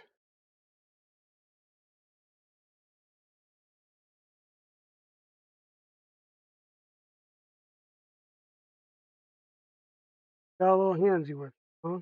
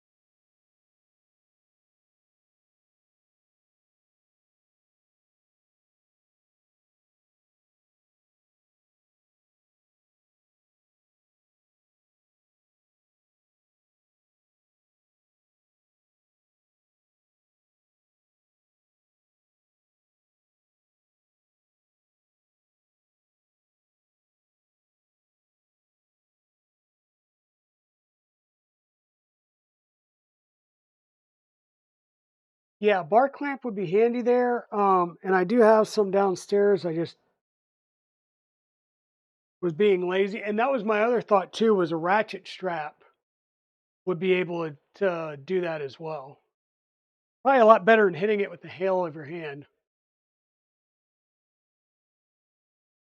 Brett, welcome in. How you doing today, nerd? Hope you're doing well. Okay, so we're at 500 and 500. Let me just make sure that we tighten these down. Once again, I'm not wanting to really crank on these because these fender washers will bend. The aluminum extrusion will bend. We're just making sure that it's nice and snug.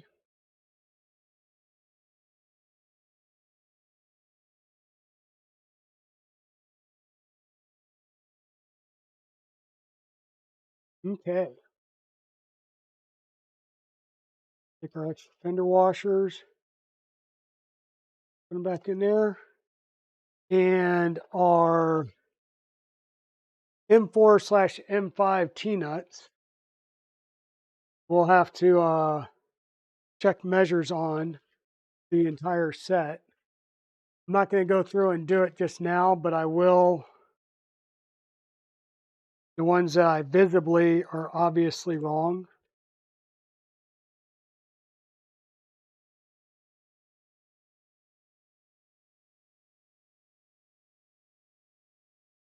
Yeah, there's a handful of these that are just visibly wrong.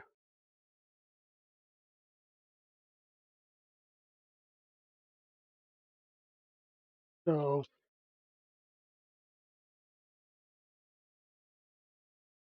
if I can't fit a layer height in there, it ain't right. Yep. So I will go through and check all of these later today after the stream. Well, when I get back from my 5 o'clock appointment, and all of the ones that are oversized, I'll just kind of stick off in a different size and let you know about how many were wrong.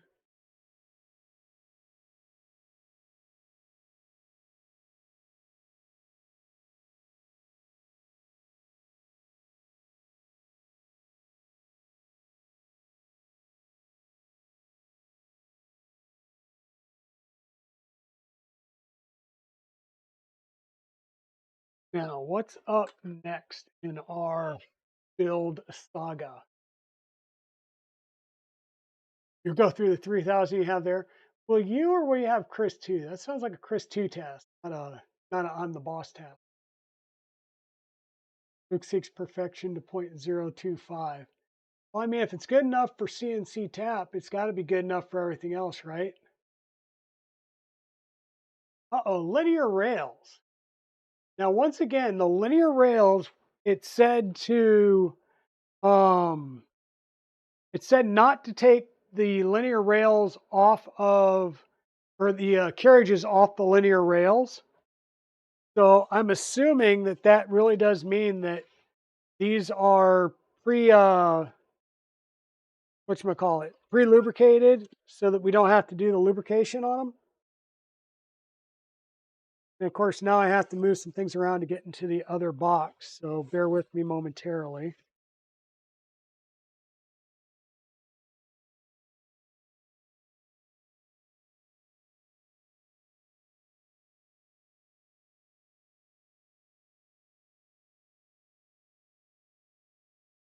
Because all the linear rails were in the other box.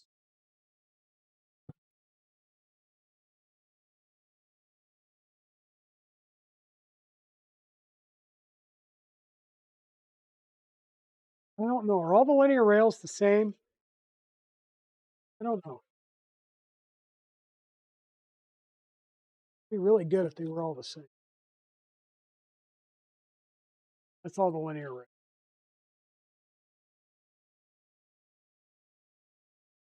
They're not, of course. We've got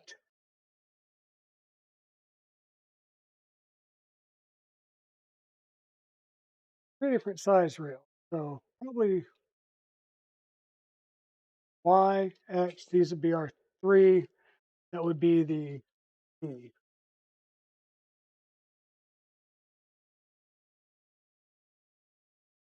deductive thing. We've got our three-liner rails. Now it says, look at your frame and choose the side with the 470 extrusions to be the front and orientate this side facing you.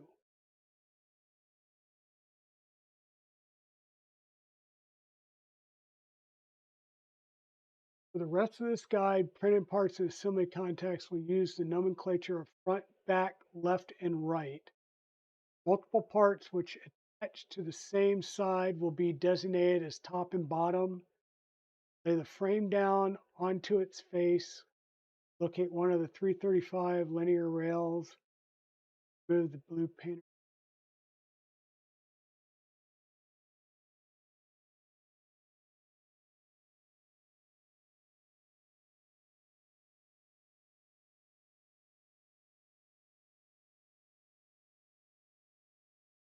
Okay, and so looking at the way the frame goes, this would be my 470. I'm assuming this would be my 420, and this would be the front or the rear.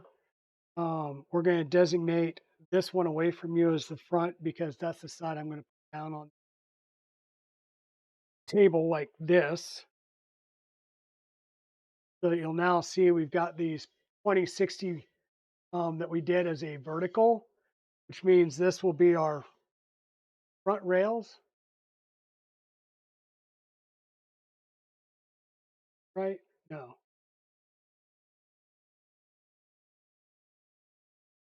the way it looks. Back into this box. Yep. Outer's Danger Den, welcome on in.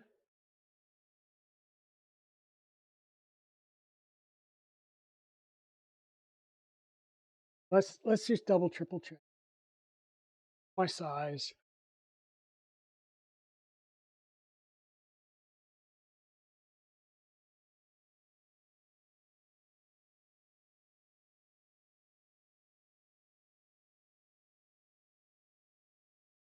These will be the verticals here. And we're going to need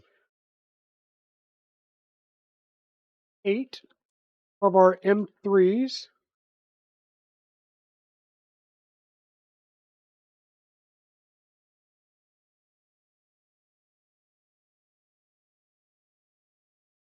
Need 8 on each side, so I'm just going to throw a few of these out. 2, 4.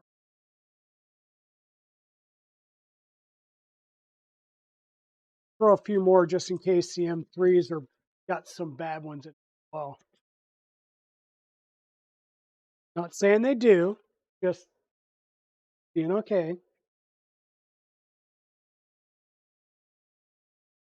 Now, once again, critics, are these rails pre-lubed or not?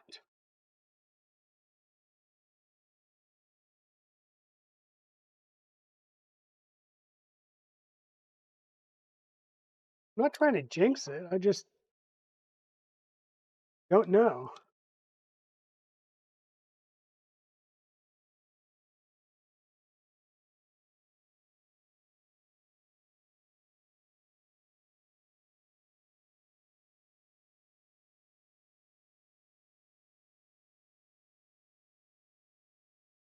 They are ready to mount. Sweet. Sorry, Liz. No rubber gloves or nitrile gloves and lube today. I could say it another way and just say, Chris, pre-lube my balls for me. Oh, yes, they are. Ooh. Ugh. Apparently, I still needed gloves. Good gracious.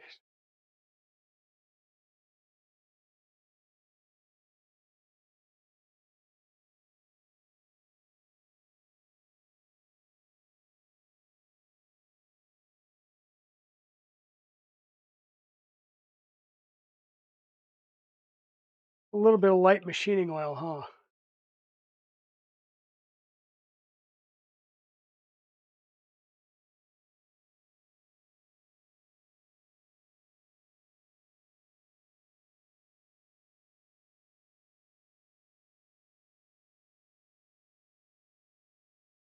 Okay.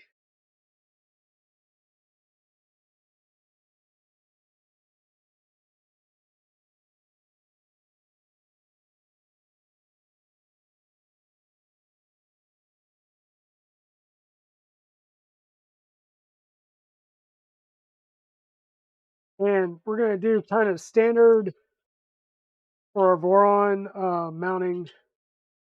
Get our nuts in here. We'll lay our rail up there. We'll get them lined up. These are just bigger M3 nuts than we're used to.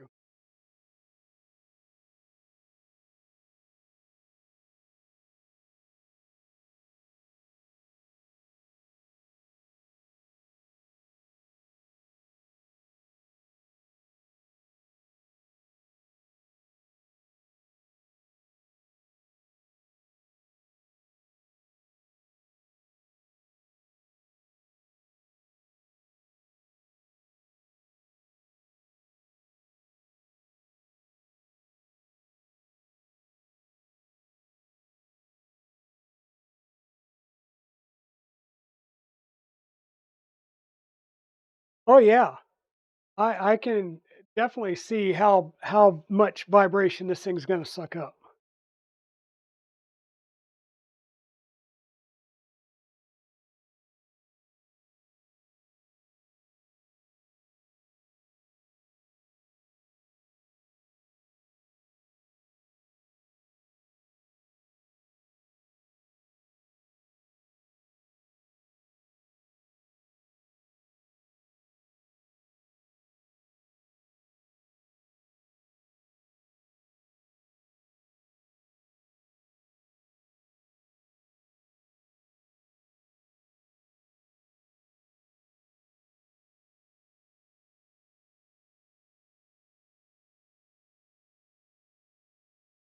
Okay, so we get these in there. We get them relatively lined up with our where our screw holes will be.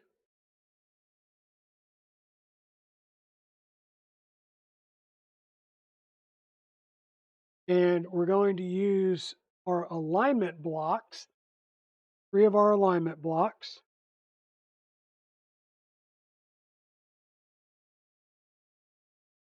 To get everything aligned on here.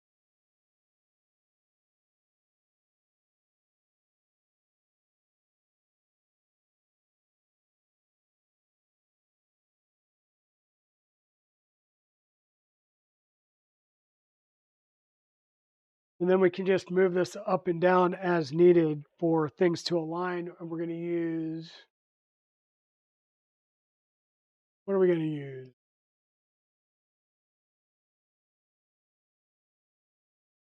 M3 by 14 socket head cap screws.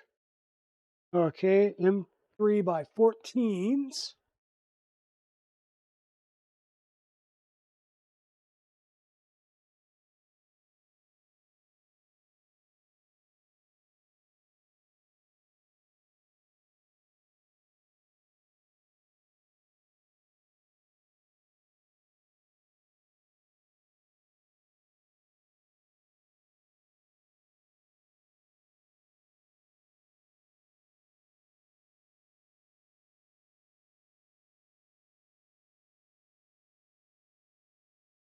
So this is an open source design. I cannot remember the gentleman's name. Chris, could you help me there?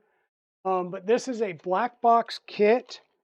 KB3D Chris, you want to give your little spiel, but he started KB3D really to kind of support this printer through providing parts and subkits for.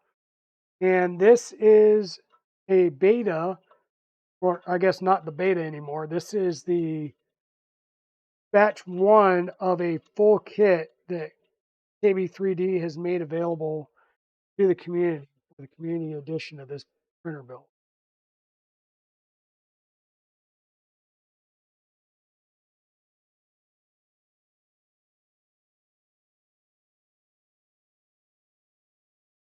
We're not securing these all the way down just yet. We're just making sure that we're hitting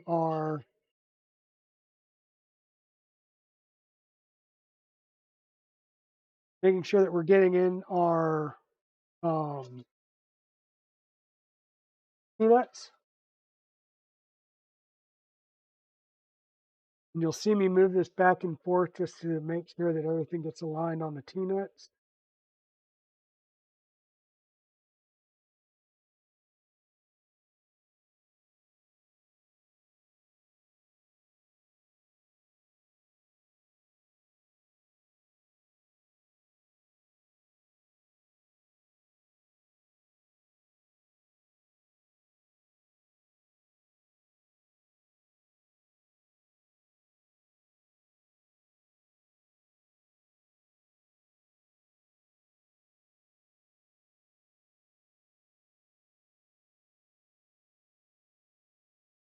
Yes, this is going to be really solid. This is a 40/40 frame. So yeah, we're going to be really, really solid on the build.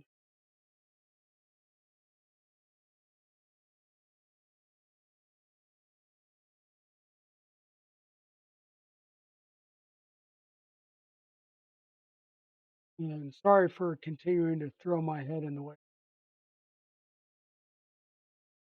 trying to get all of these.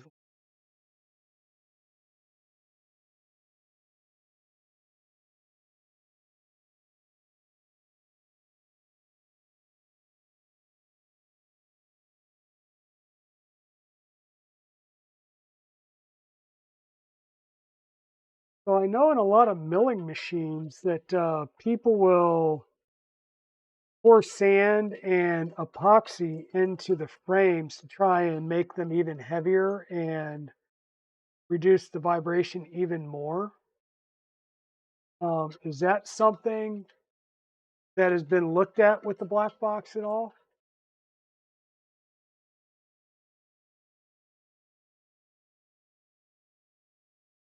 Okay, so we've got all of these in, they're all loose, so that we can move it up and down some.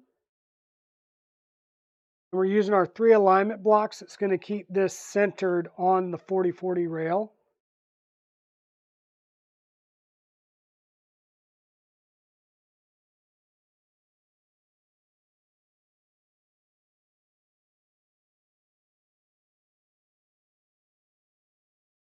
Now there's a piece at the end. This is a Z-axis left linear rail installation tool into the slot 8. So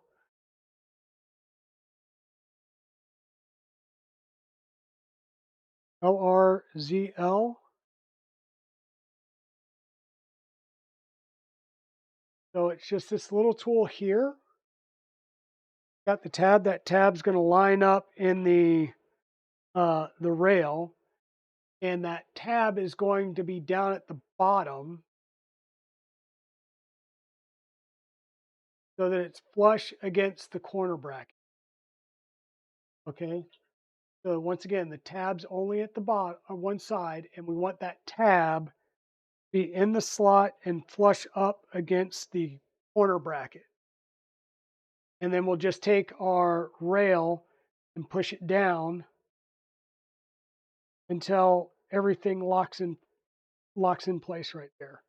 And that's where we want it. And that's going to give our proper alignment top to bottom um, on the actual rail here. This is where we would be able to start tacking things.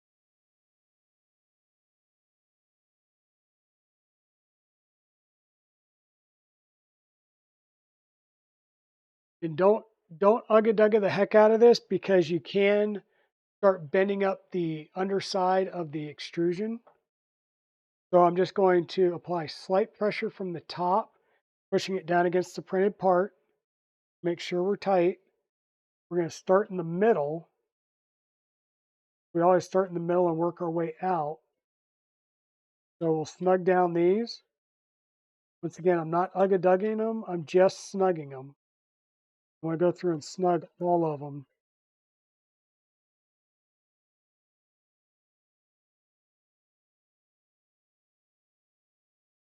Because this one right here is telling me it's actually not in anything. So I have one of these that's completely missed.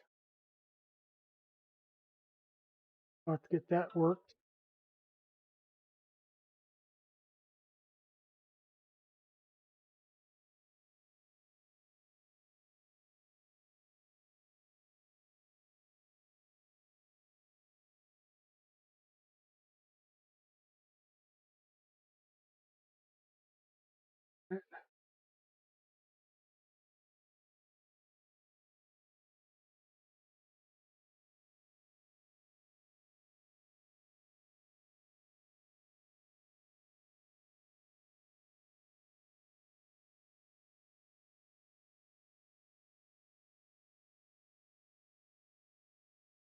There you are. Now I completely missed that one.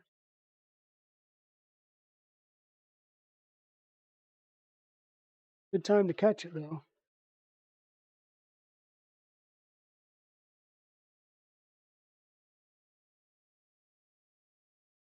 Alrighty. Now we're going to push this back down, get everything nice, tight again.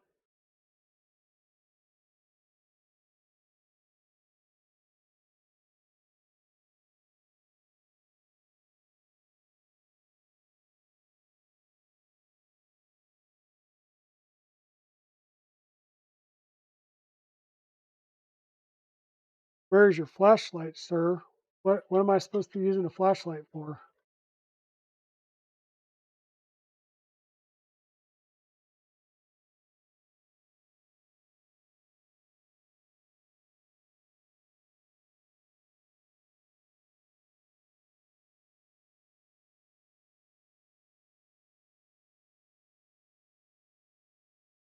Oh, you can never see the T-nuts through the, yeah. I'll need to do that every once in a while, but not all the time. Okay, so now they're all just snug. Now I'm going to come through and apply a little bit of port. Once again, we're not porking for days here because we don't want to damage the aluminum with these T-nuts.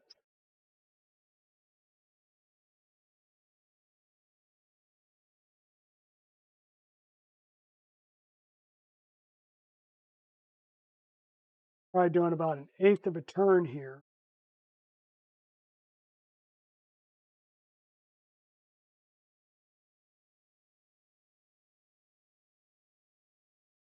Okay, and that's one rail.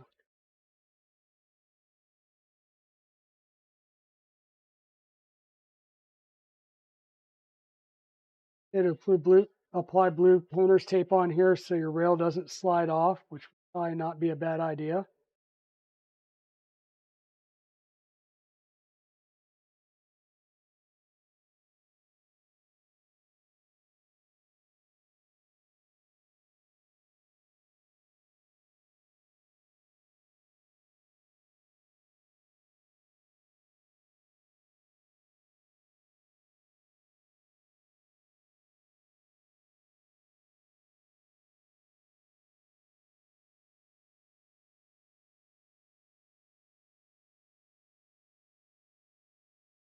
Okay, so we want to do this side and this side. So we're gonna rotate it around, and since we don't have any bump stops in here, um, you can use bump stops, you can use tape, or if you're like me and you actually have some bump stops, you can throw a bump stop in there to keep it from coming off one another.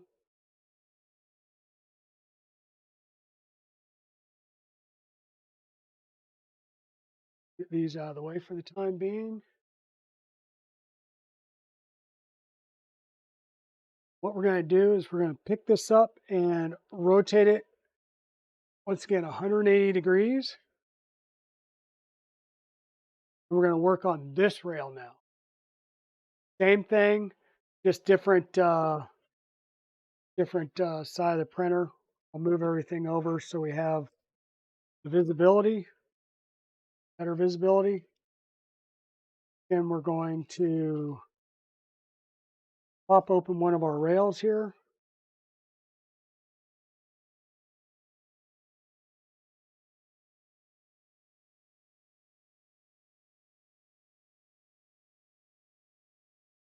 Making sure we grab it with our paper towel since Chris has pre-lubed my rails for me. And by pre-lubed, I mean there is no doubt that there is dipping oil on these rails.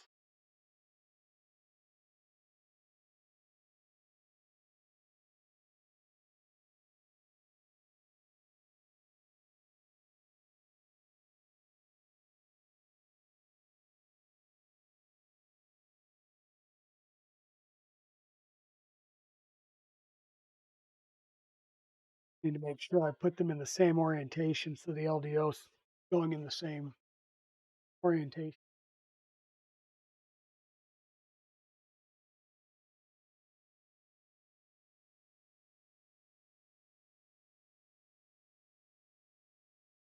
Oh yeah, torque, not twerk. We're not twerking here. I don't want to scare people off. Don't want to scare people off. Just right there until we can get these in.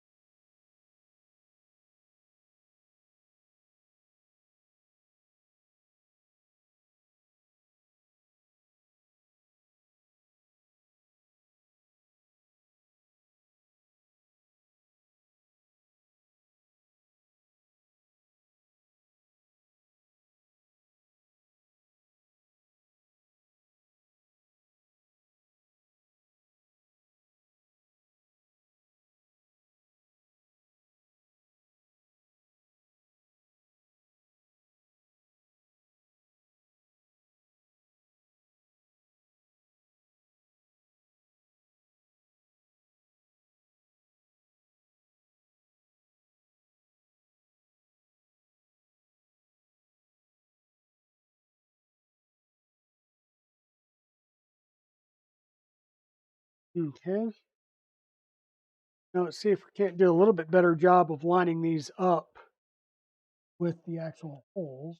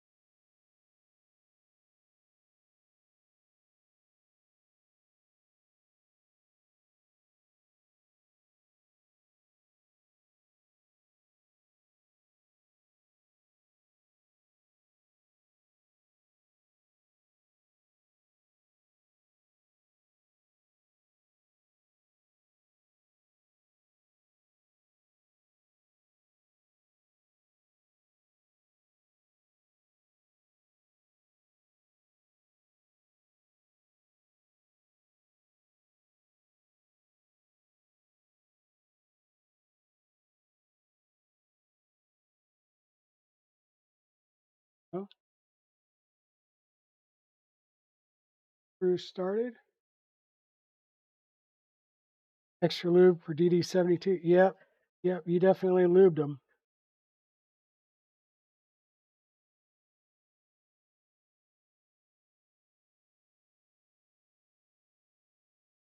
You definitely lubed them up. That's for sure. Now on the linear rails, do these have working grease zerks on them? They'll be able to take the dust cover off and then re-grease the rails or the carriages.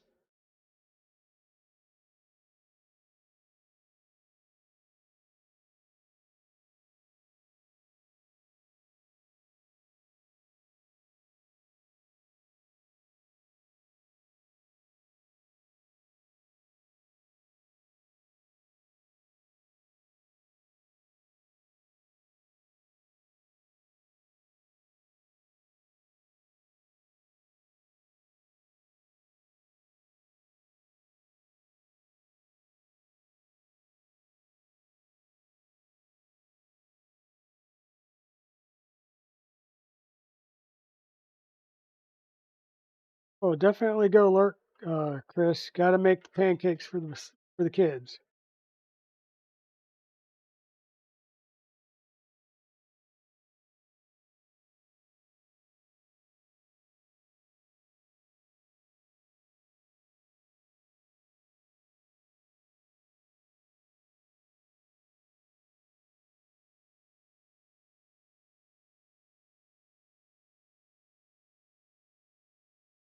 Actually making pretty good time on this. The frame's going together pretty nicely. Like I said, it's some chunky extrusion we're working with here. We'll be getting into the more printed parts here shortly.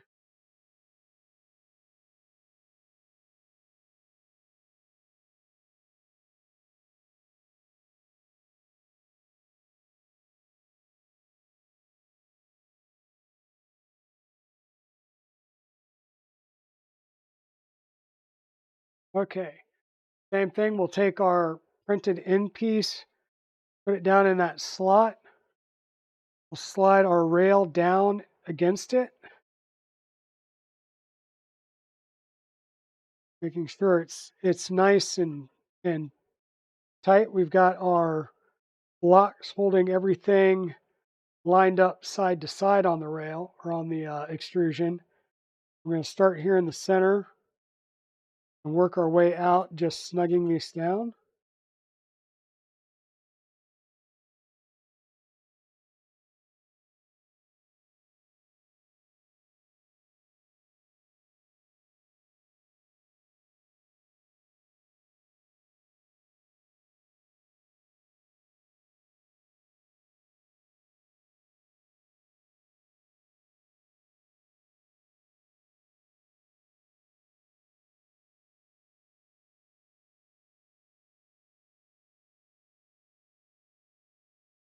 And we'll come back and do it one more time, and this time we'll be applying some torque to it.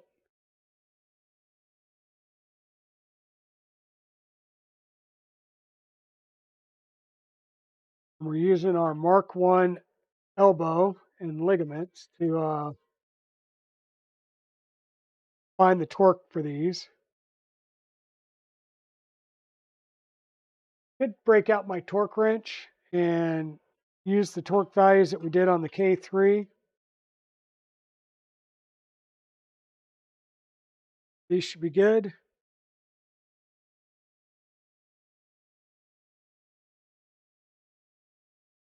So 2 are done, and it said to rotate the frame upright. The installed rail should be on the left side.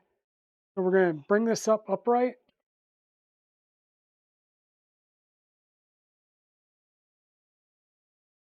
And we want to see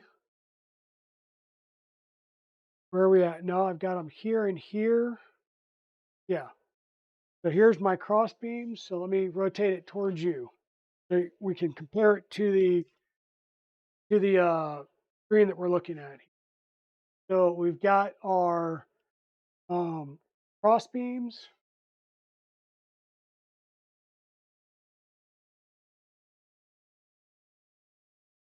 Yeah, so these are our bottoms left and right. Here's our cross beams, and we'll have a rail on both sides here of this cross beam. I need to put another stopper over just to keep this from dropping down.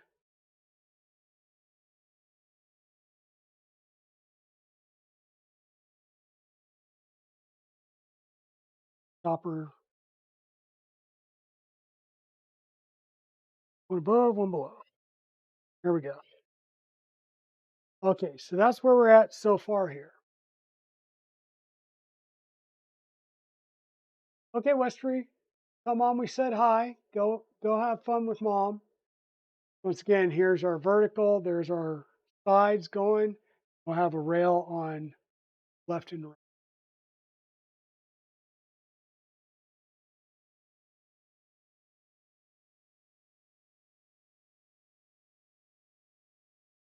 Now it says to rotate the frame so the top is facing the work surface. This is the top. So we're going to basically take it and flip it 180 degrees. This is why we put bump stops on top and bottom on those rails. Okay, here's the front, here's the top. These are going to be the longer linear rails. So these will be our Y-axis that we're going to start working on. We need to find our 400-meter linear rails. So we're going to set this off to the side for the time being. We'll grab our 400-millimeter linear rails, which will be the longer of the two linear rails.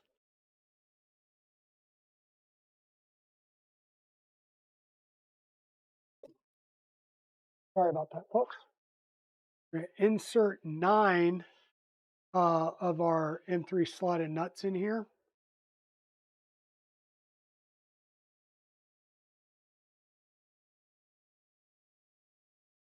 Get some more of these out here.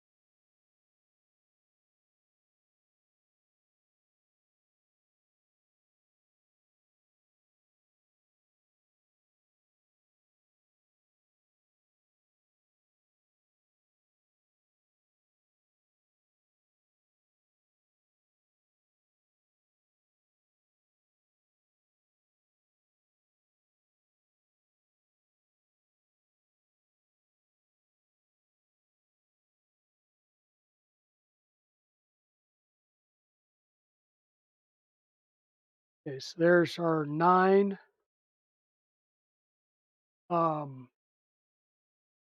T-nuts in there. We're going to go ahead and open up our rail.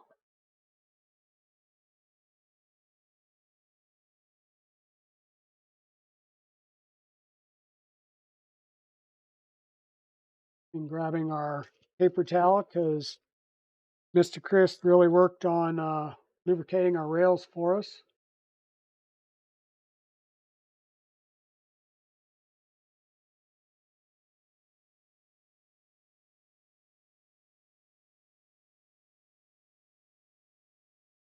Not sure which one of the Chris's lubricated the rails, but they are definitely well lubricated.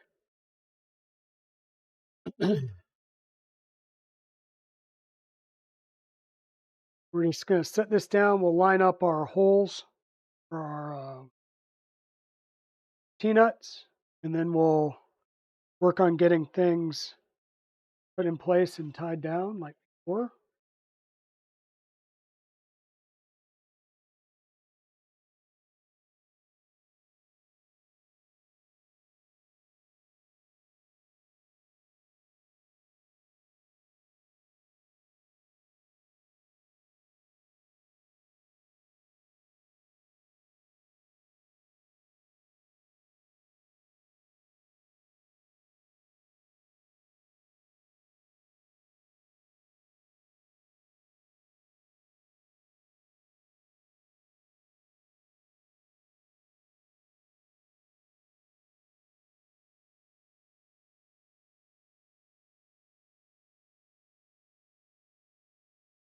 Okay. Same thing. We're going to use our 40/40 blocks here.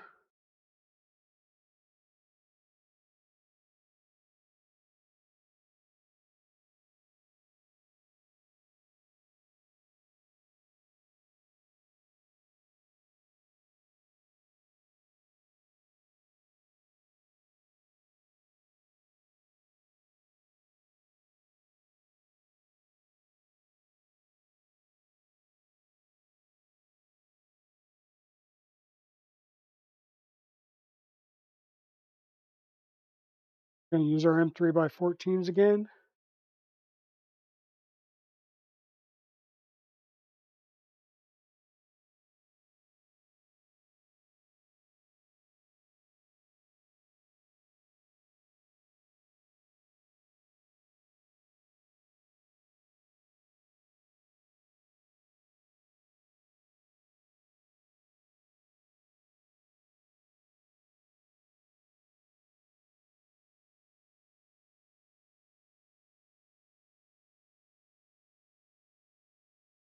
How's everybody doing this morning?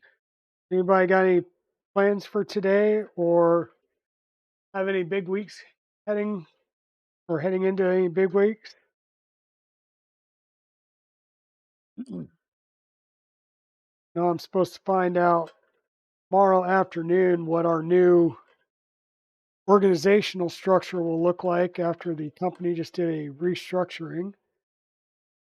Um, we do a restructure to reduce numbers, and we do a reorg to better align people with the work that's left.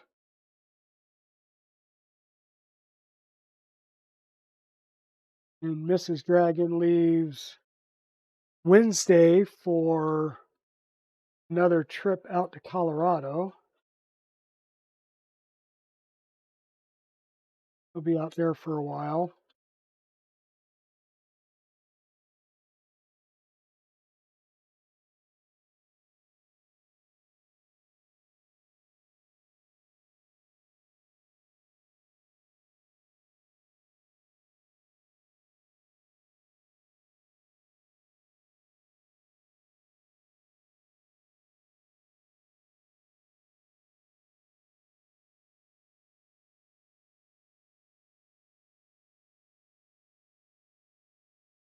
Okay, so all of our screws are in and they're relatively loose.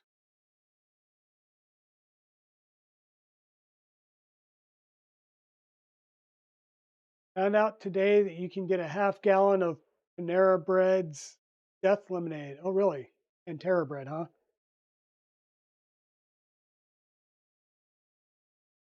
I didn't know you could do that. That's cool.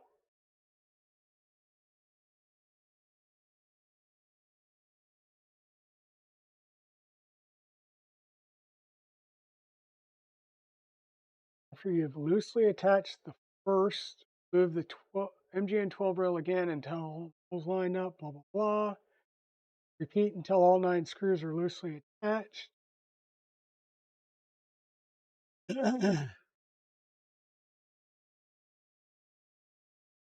Install print Y-axis linear rail installation tool.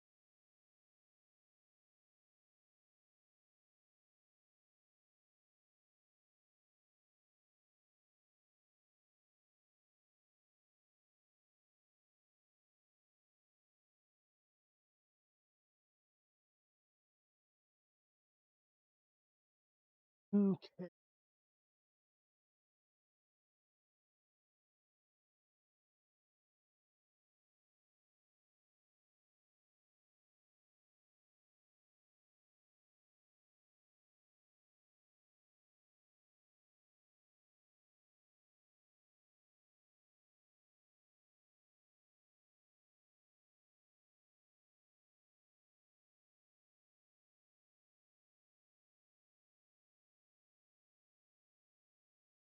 So this is where I want to double check something against the model.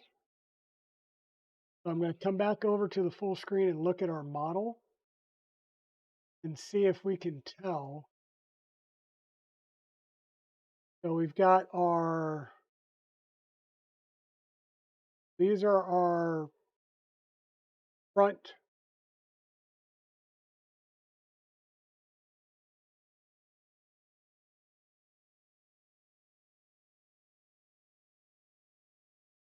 There's our rails, front, the rail,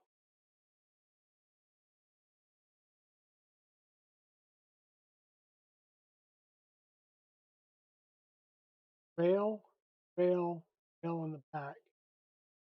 Could be rails under here.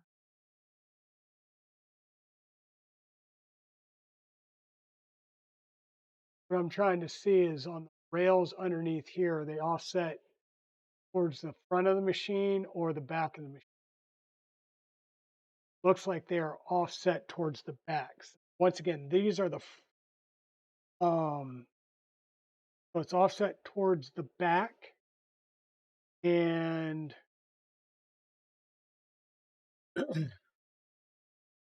this being our front, it means this will be the back. So this is where we need to slide these things back, and I need our Y linear rail tools, and this is just setting a gap.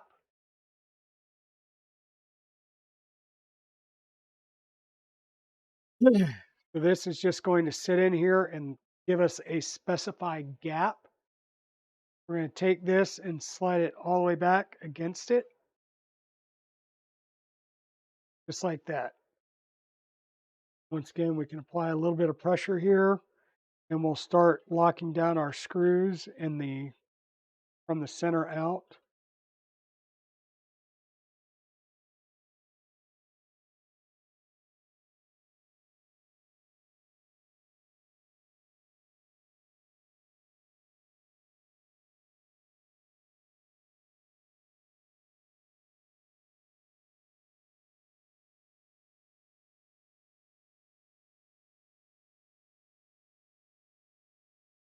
So we'll snug it down from the center out.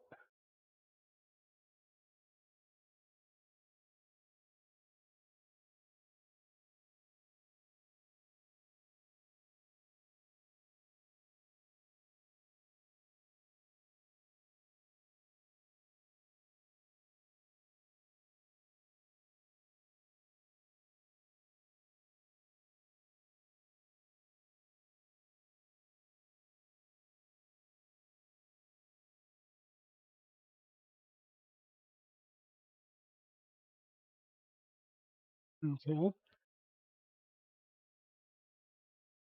So we got that snug down. Now we'll come back and we'll apply that little bit of torque. Once again, working center out.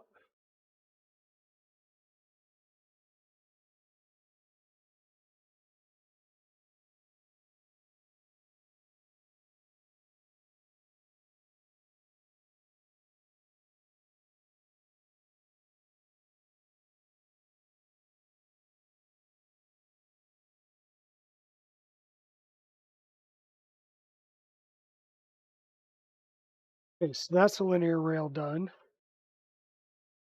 Pop those off and that off. What was I going to try and put some truck stops on there, and these are too small. I think I tossed all of mine away. We may have to get out the blue painter's tape just to be safe here. We don't want our trucks to slide off, so we'll grab some blue painter's tape, go down on our truck, and tape it to the side of the rail there, so it's not going to go.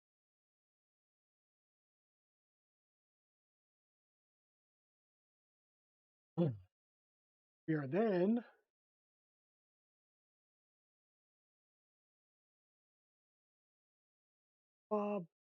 painter's tape, rotate the frame 180 degrees so the top side facing your rear side.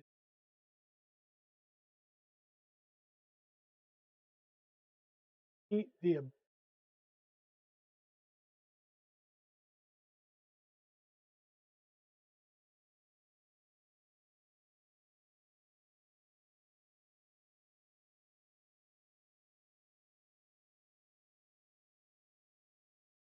basically just telling us to rotate 180 degrees and do it all over again.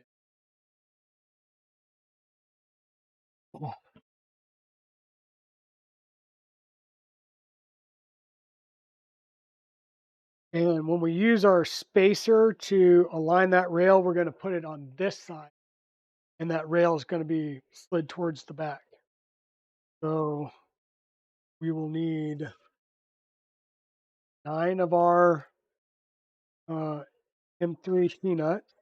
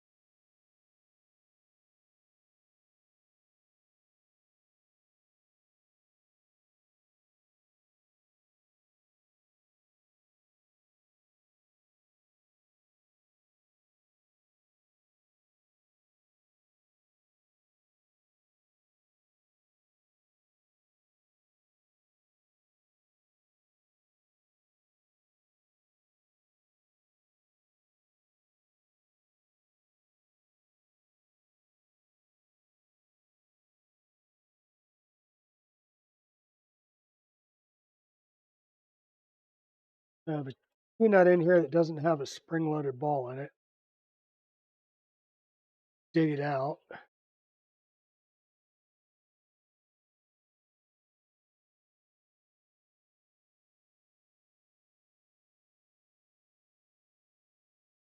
Apparently easier said than done.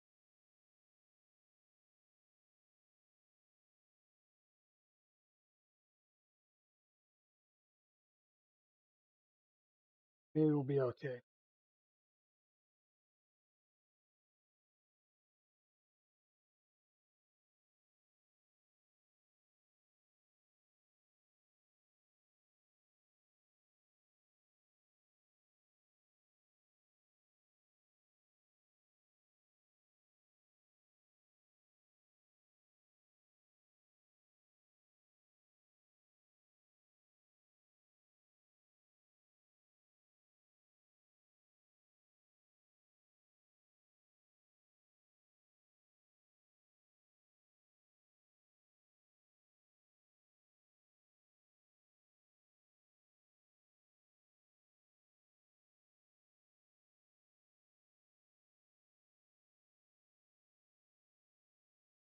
Once again, these rails are nice and greased, so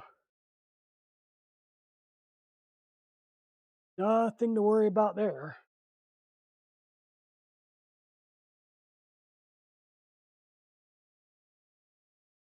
Line up our holes or our peanuts with holes.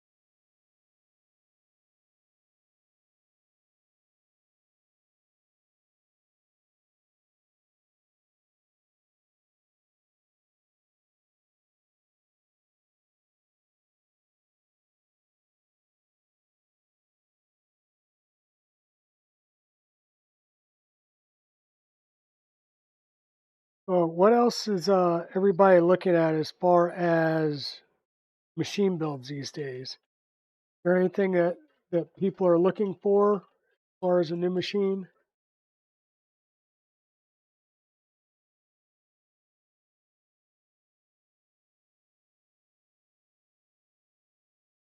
Like I see that Rat Rig's going to come out with a new machine that's going to be a mostly printed, I think 180 build, and then they've got a new mill that looks strikingly a lot like a Milo.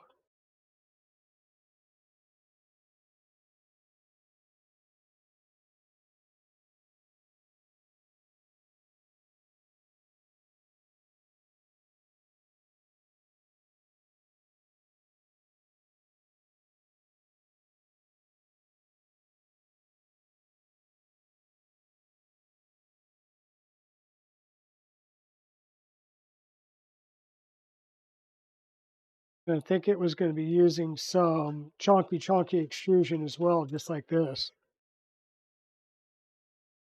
I think it might have actually been bigger than 4040. It might have been 8080.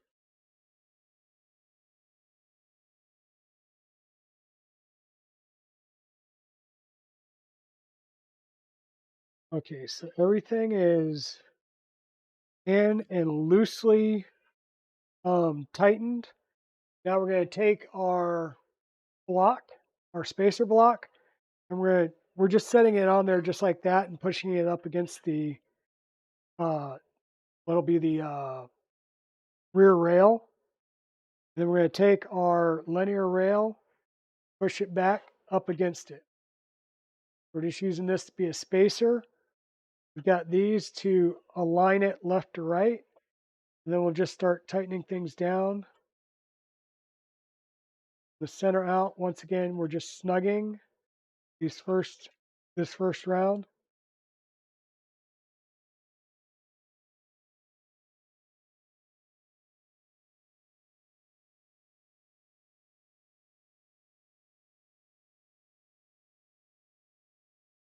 Eighty is like bricklaying. Yeah, I can't remember what they're using, if they were using 8080 for that or not. I just happened to see it popped up in my YouTube feed, so I wound up subscribing to them just to see more about what they've got coming down the pipeline. But it looks like they're going to have a mostly printed 180 by 180 Core XY build.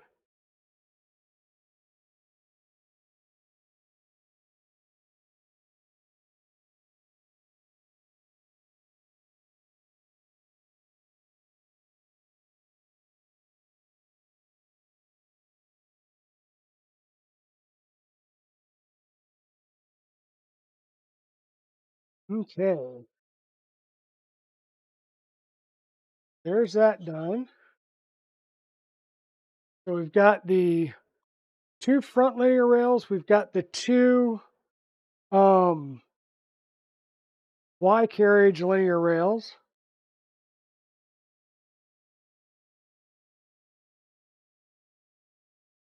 Put some tape on there.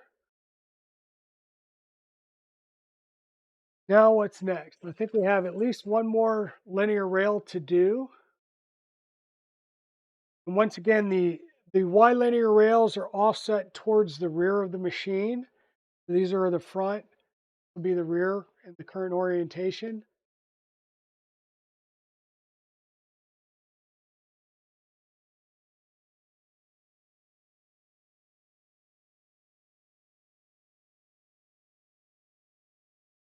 It says to move the frame aside, meaning take the chonky boy here and set it on the ground.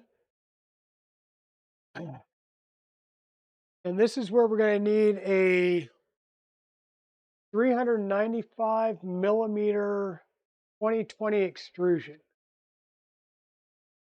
The good news is we don't have much 2020 in here. So 40, 40, 40.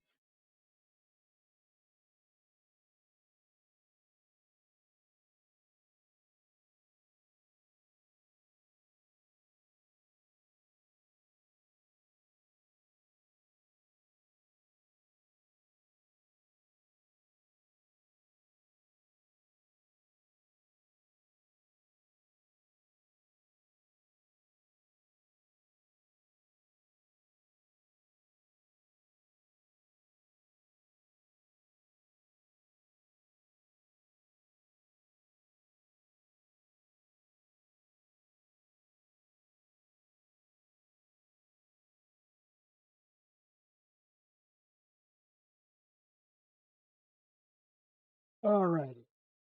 What do we have?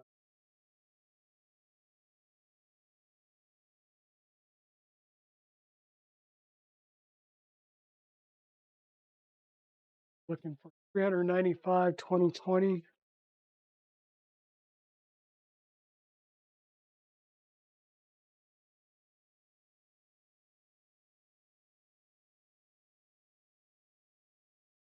Nope, too short.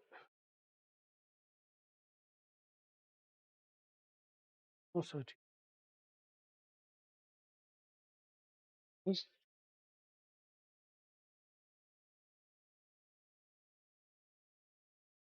Here's our 395 2020. These others back in some thing to keep them from getting marred up while I'm moving stuff around.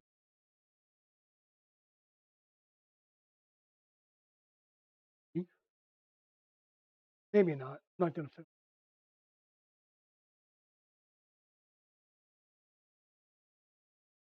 So we've got a 395 2020, and we're going to need to put 8 RM3 slots in here. No, not the big. We need some slot 6, or AKA otherwise known as standard M3 peanuts, which for whatever reason are black.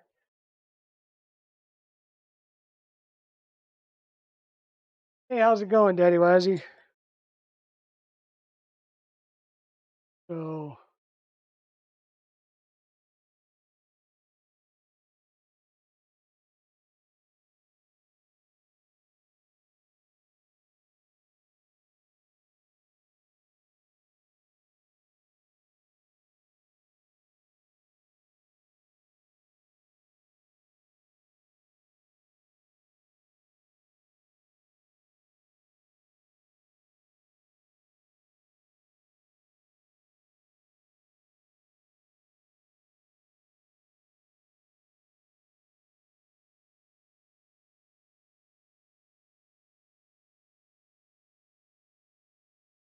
So, Chris, do they make the 4040 T nuts in black, or give me these slot 8 T nuts in black?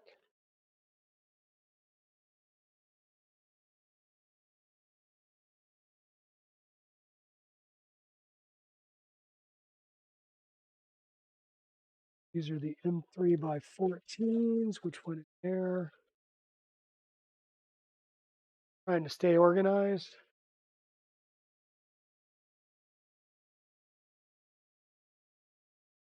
We need the other rail that I left over here.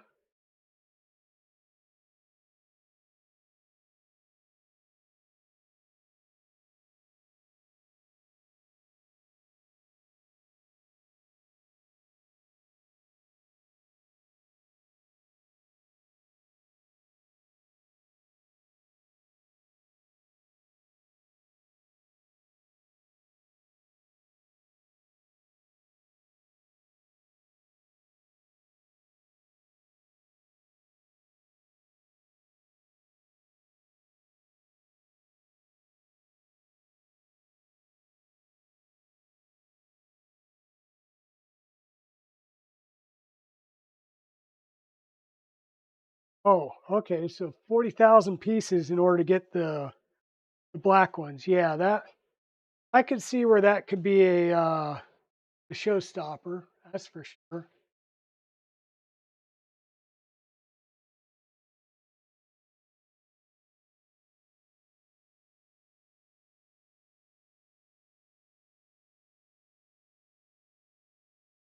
So let's get this out of the way.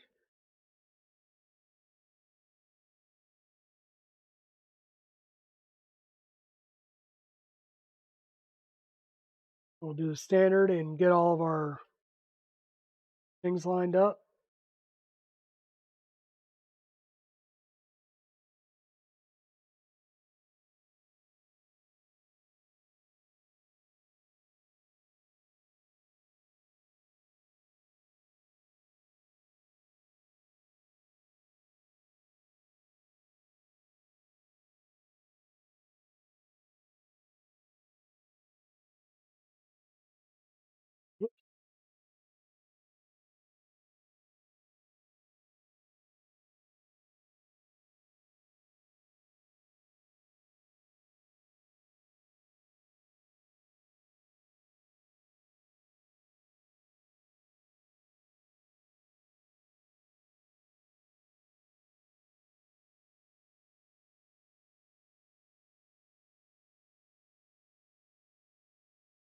Might be a little bit harder.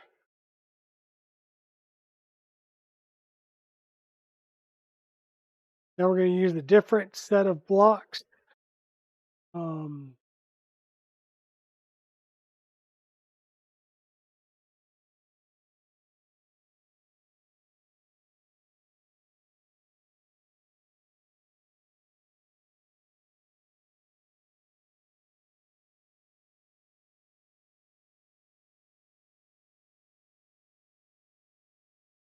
and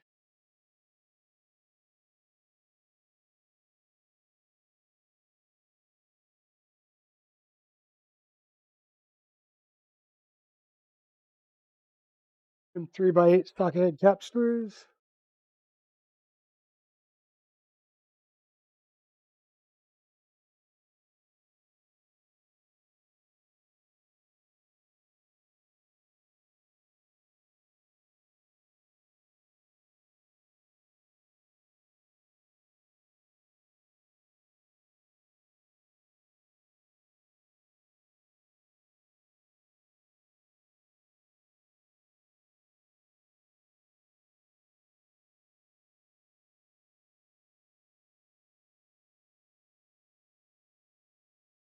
And this is where it'll get a little hard if you're a little off because you're black on black on black. It's going to be a little hard to see. This is where you might need your flashlight.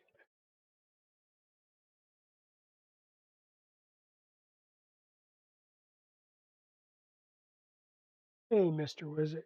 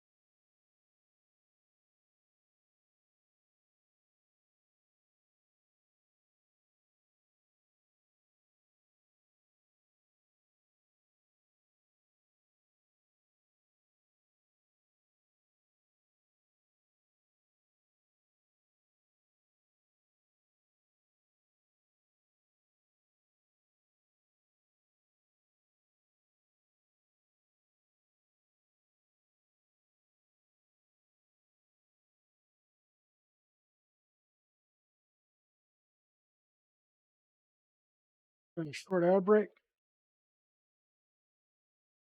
Seriously, it's the very last one that was off a bit. Go figure.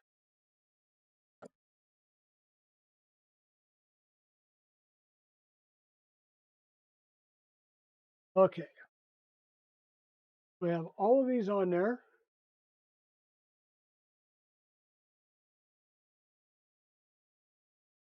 Now we're going to use another printed piece. And once again, this is just a little L-shaped piece. It's got the tab in it that will go down in your block or in your extrusion. We're just going to set it there and push it forward until it is flush with the end of the extrusion. And that's where we want to be. We'll start in the center and snug these down, working our way out.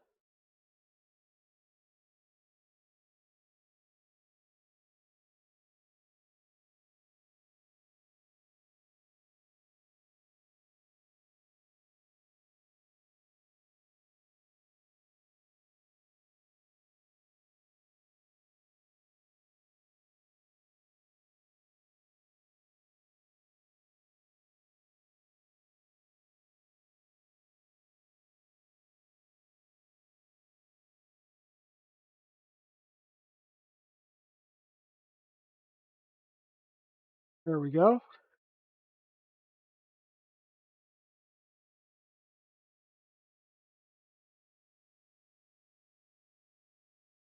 And we'll go ahead and apply a little bit of blue painter's tape on this just to make sure this one doesn't go anywhere either, because I'm out of stops that will fit these rails.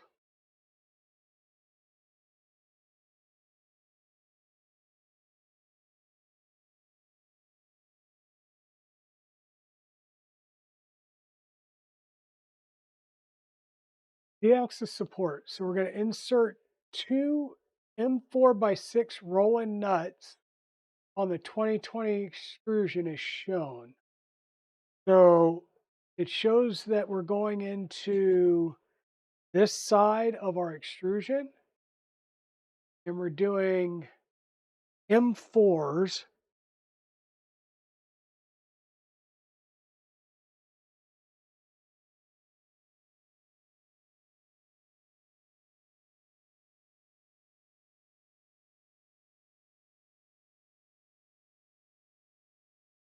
And both holes are pointing to the end of the extrusion.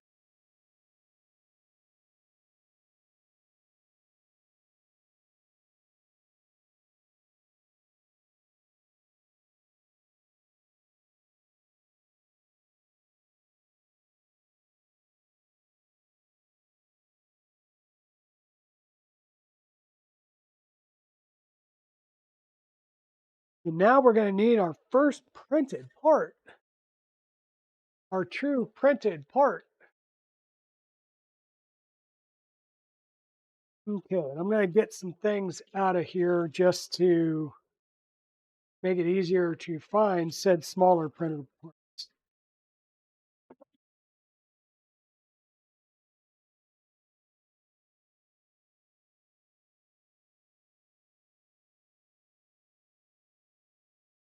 Here's our four main legs. These will be our top corner pieces.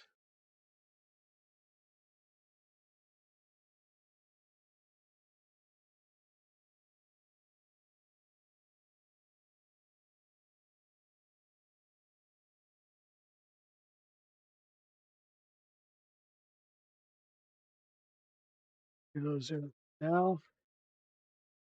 These are the pieces that we're going to need, right? Kind of looks similar, but they're not. Got a notch here. No through holes on the side there. That notch is. So we're going to need to figure out which one we're going to use. And it's going to be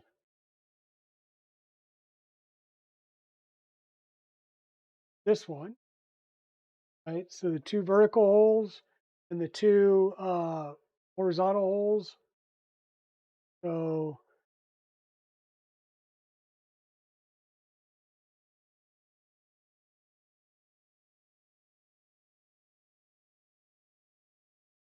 M4x16 screws.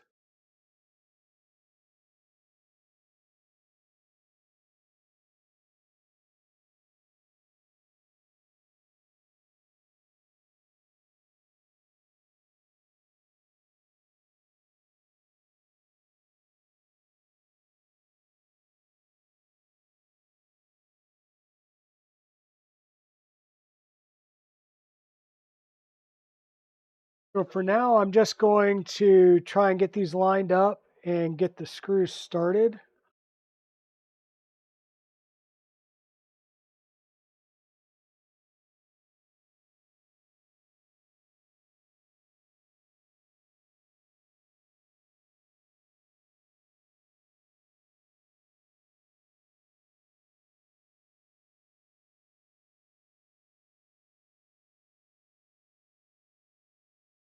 Okay.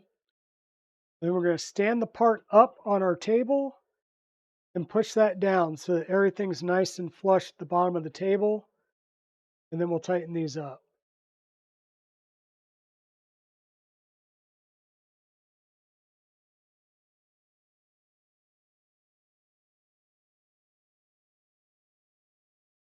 Do a visual check that everything's nice and tight. There we have it. First piece done.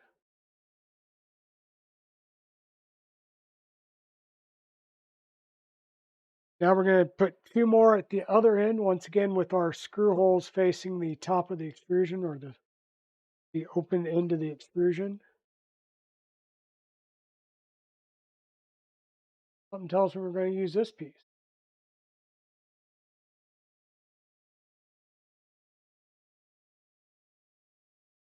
So we're going to orient it with the 2 holes here with the notch facing the top of our extrusion.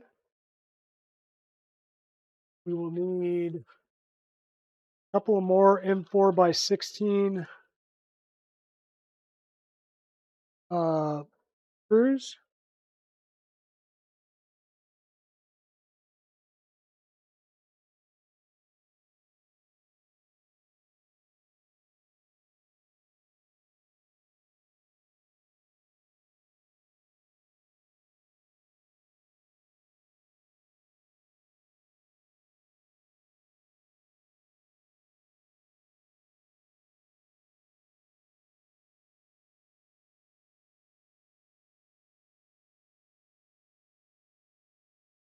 We want to stand this up and we want it to be flush with the end here. I'll take my 1, 2, 3 block. I'm just going to push this proud and use my 1, 2, 3 block to slide it back down. And that will make sure that it stays right and level with the top and make it flush.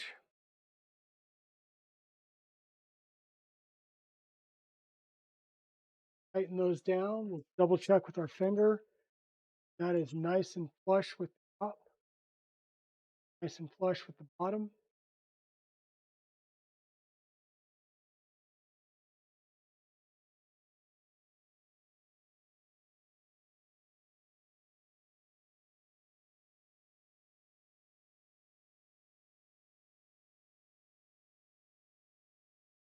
And so yeah, we have our linear rail and then we have our 2 tabs at either end.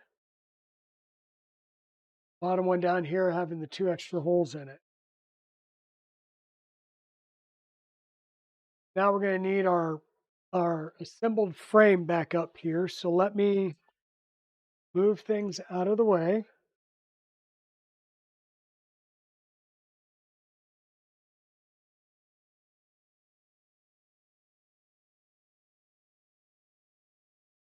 What size O-rings are these, Chris? Sure, they could probably be used for something else.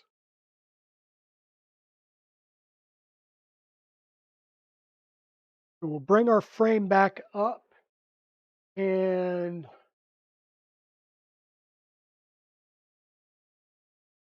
how do we want this?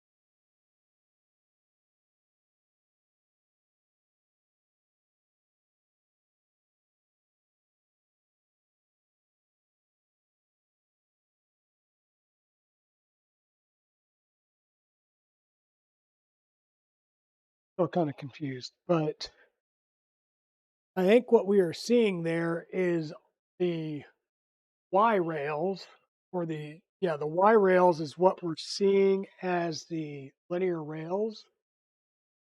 So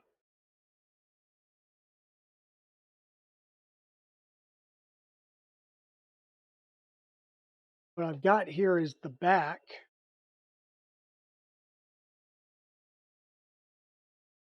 So yeah, you'll see the frame, 2 bottom frames, and then this lower piece is inset in. This is the 2060 going across here.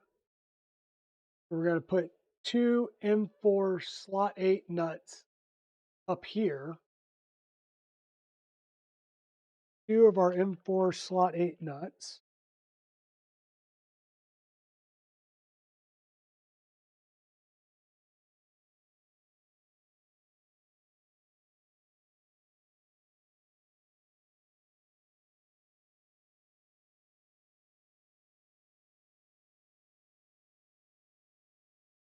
grab.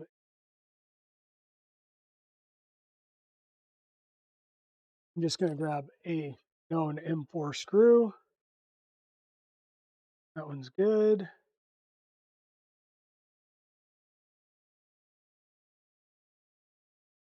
Not quasi good. It's not. It's more like it feels like a 4.5.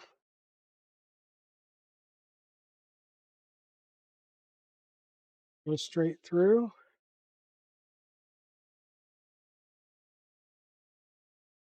So a couple more of the not right sizes.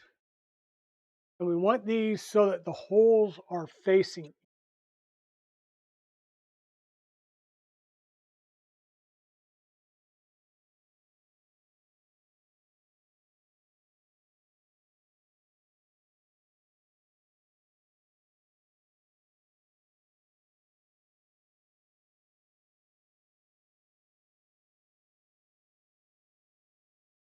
And then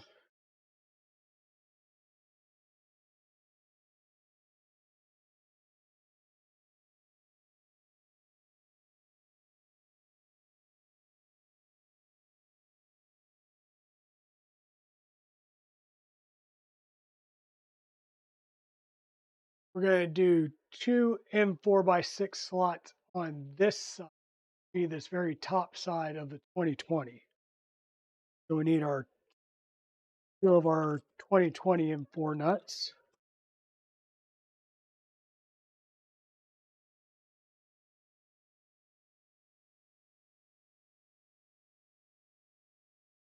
They go right up in here, and the holes are facing the opposite.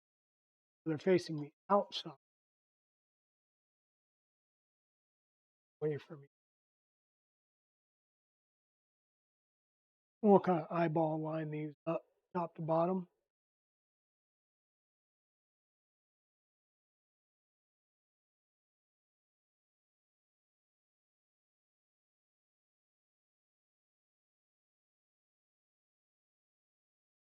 Likely that your M4 8 slot nuts, blah, blah, blah, will not be aligned properly in the holes at first. It's easier to correct this. Yes. Upper part, these will use M4x35s.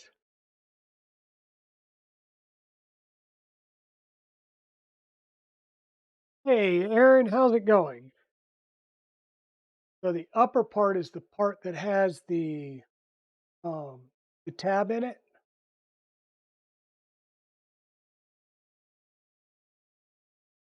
That's going to line up like this.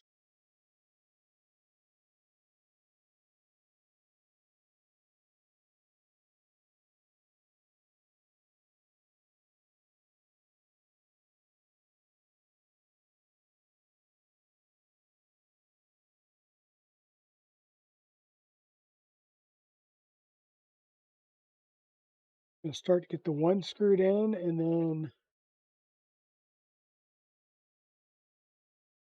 eyeball about where the other one's supposed to be.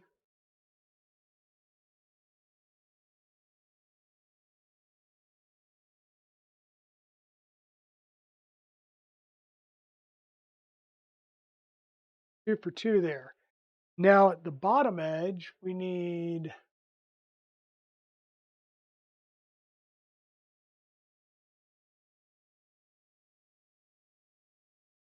two more of the M4x35s.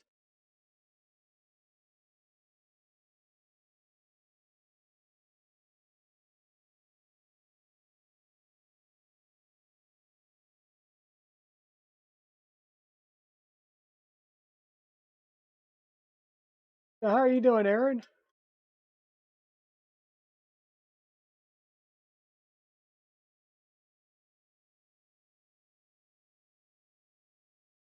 Need to get this up.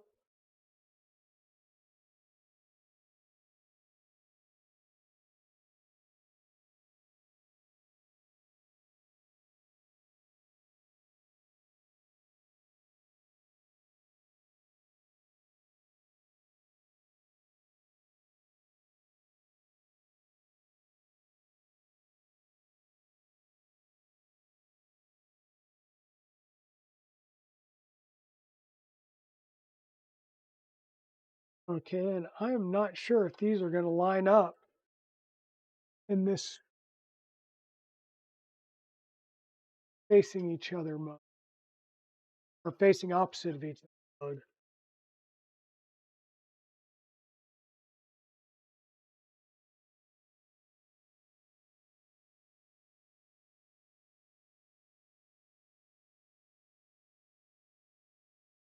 Now, I think these have to be facing in the same direction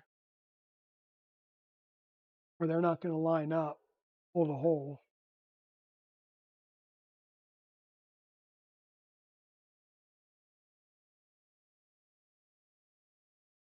So,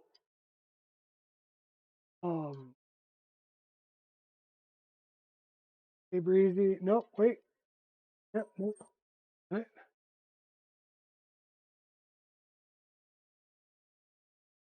Is important. Um,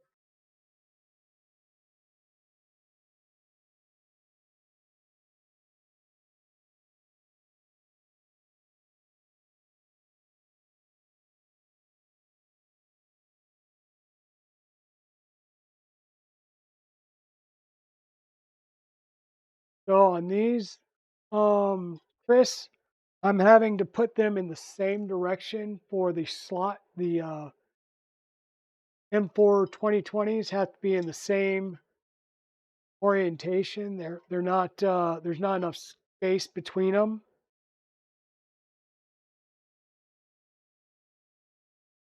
to align properly with the holes.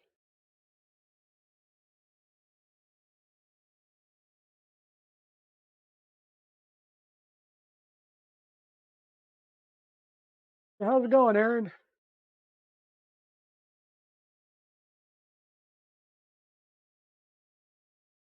Hopefully you're doing well.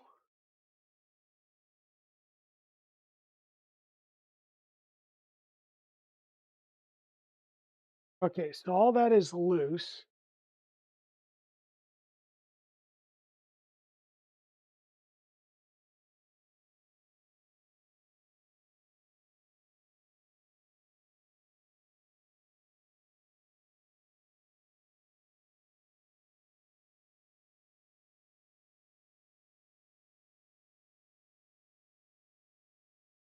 Now we're going to use the printed Z support tool. I've got two printed out, but in actuality, you'd almost want to use one. And you've got a tab, and that tab's going to go into this side here. So we'll get this over, put that tab into our 4040,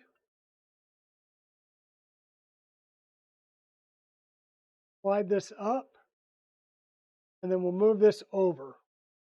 Make sure it's nice and tucked in fairly tightly there.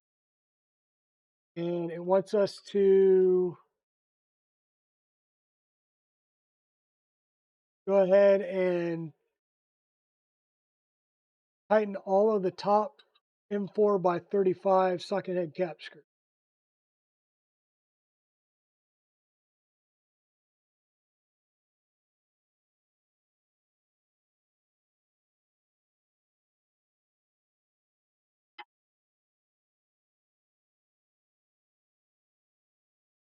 So the top's in.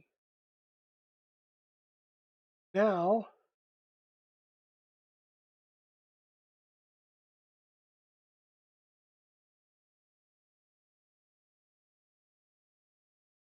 we're going to move it to the bottom of the rear frame extrusion. Same thing. Tab goes into the 4040 extrusion.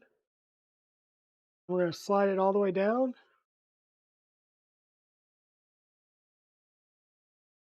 And we're going to use the, we're just going to push this over and make sure it's nice and tight and snug.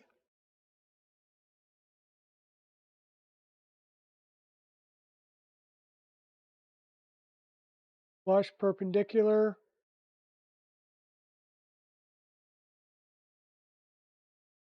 We're going to tighten these.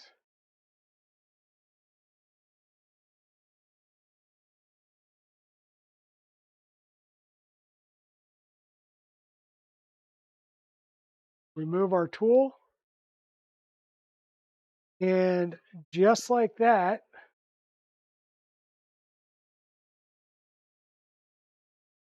our frame assembly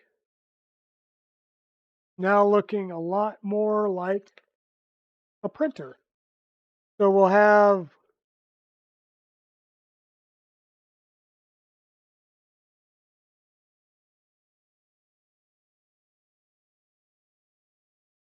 this around here. So we are now looking at it from the front. We've got our left and right left and right linear rails. Our rear linear rail with the carriage to the right side of the printer, right? And we've got our top and bottom, or our linear rails on the left and right side that are on the bottom, and they are offset towards the back. So there is all of our linear rails installed on the frame. So how are you doing today, Aaron? Hope you're doing well. Hope you're doing well. I'm going to take these printed uh, pieces and get them, whoops, get them out of the way. And by out of the way, I mean I'm going to take the rest of my black printed pieces that are going to go on the build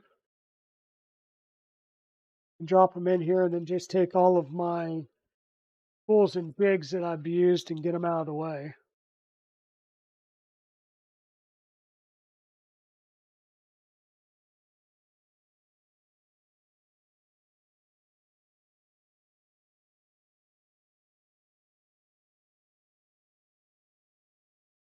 Okay, so I'm going to take this and set it down on the ground for the time being, because we're going to need to do some heat set insert. So we're going to use these little clips here, and we're going to set this up in the way that they've got them.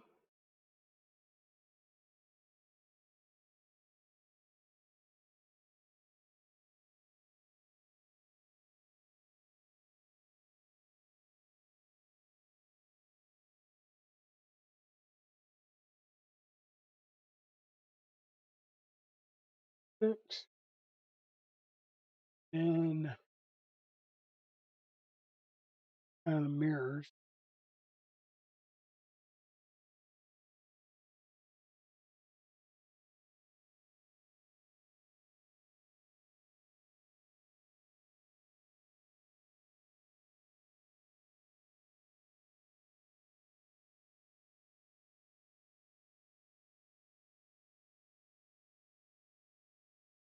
Okay, so we've got the point down and the hook to the left on the top, and then the bottom is, once again, the hook still to the left with the little point facing up. That's how we're going to put in our heat sets from this side. And our heat sets are going to need to be M3 heat sets.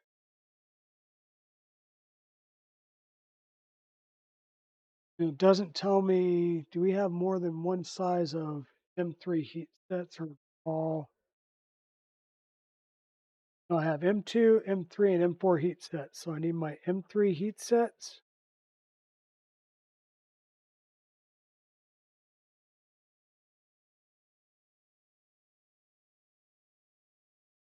Self press.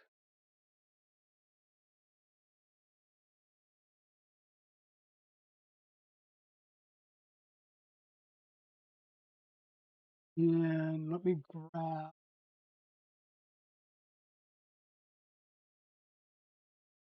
just use that to give me a good stable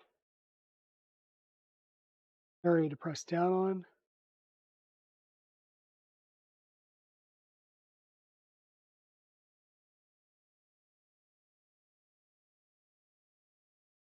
Let's see, who all do we have in here now?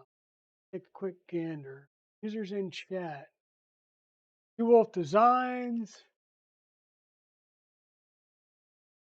Avides, um, Asmer Miu, Bear Grylls, Dunk, Daddy Wazzy, Drapsnat, Hobby Main. I create and destroy this world. Okay. Jeff, in a 3D prints, Leroy, MakerMind Nexus, Mark Zink, Mayhem, Mr. Wizix, Not No Good, Otter's Danger Den, Pezliz, Ramon, a Random Tinker, Robich 20, Damskill, Silverback Creations, Oxy, Timor, Zombie, and DBGN. Yeah, welcome on in, everybody. Glad everybody's here and everybody's just hanging out and listening and chilling out on a Sunday morning, Sunday afternoon now on the East Coast.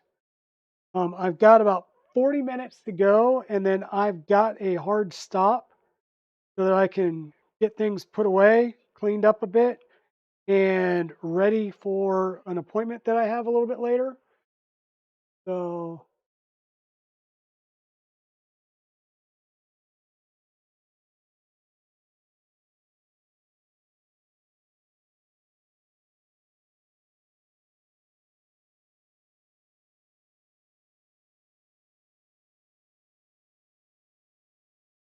I will have a hard stop here in a short bit, but we're going to keep pressing until the alarm goes off.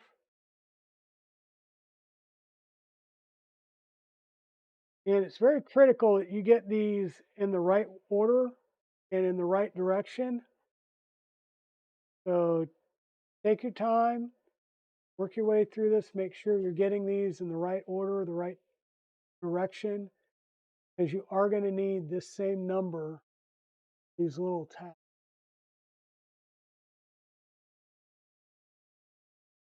These are going to be little locking tabs that we'll use to lock the corner brackets into the frame. So make sure you get these, make sure they're nice and flush.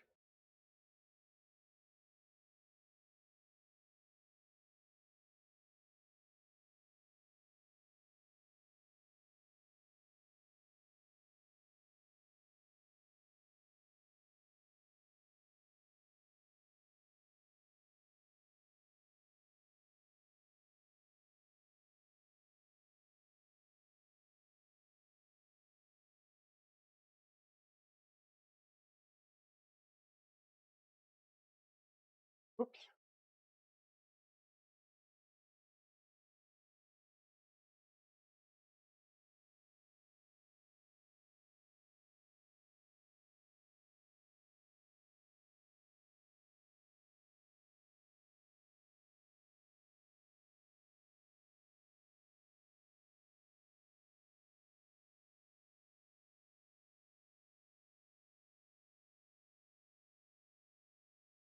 You can probably get these a little bit proud, but they don't need, or not proud, but a little bit countersunk.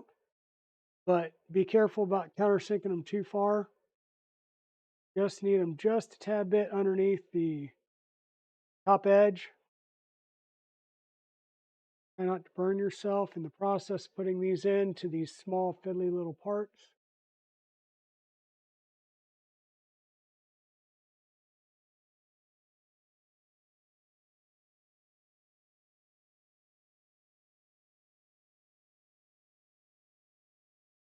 Definitely make sure that you're going up and down vertically. What printer upgrades are you working on, Mr. Wizix?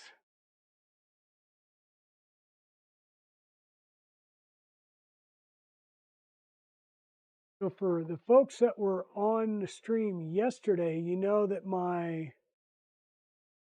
300 size trident, aka Iron Dragon, got my logo on the sides. Got a little borked after doing a full upgrade on my mainsail. And I was saying that maybe something had happened and I wasn't able to get into the OS anymore. Well, the issue there was realized and discovered. I was trying the password thinking, okay, I've used a octopus on this. My configuration says, I didn't make a comment about having a CB1. So my assumption was I was using a Raspberry Pi. So the user ID would be Pi. Well, lo and behold, when I opened the bottom up, which I was going to need to do anyhow, um, it was actually a CB1 on a Big Tree Tech Pi sled. So once I had that, I was able to get into the OS, which was good. But I need to go in, recompile Clipper for both boards, and I had to update the Octopus via the SD card because um, I don't have a bootloader on it, and I didn't want to. So the Octopus boards, I've never liked the idea of using the JST connector, not the JST, but the like a Cat 5 or an RJ11 connector for the CAN bus. So I have a UTC on it. So it was just get a good Marlin firmware, drop it to an SD card, and go. So I did that and was able to put the tool head into CAN bus mode and get that updated using the esoterical guide with no problems whatsoever. Big kudos to esoterical, his guide.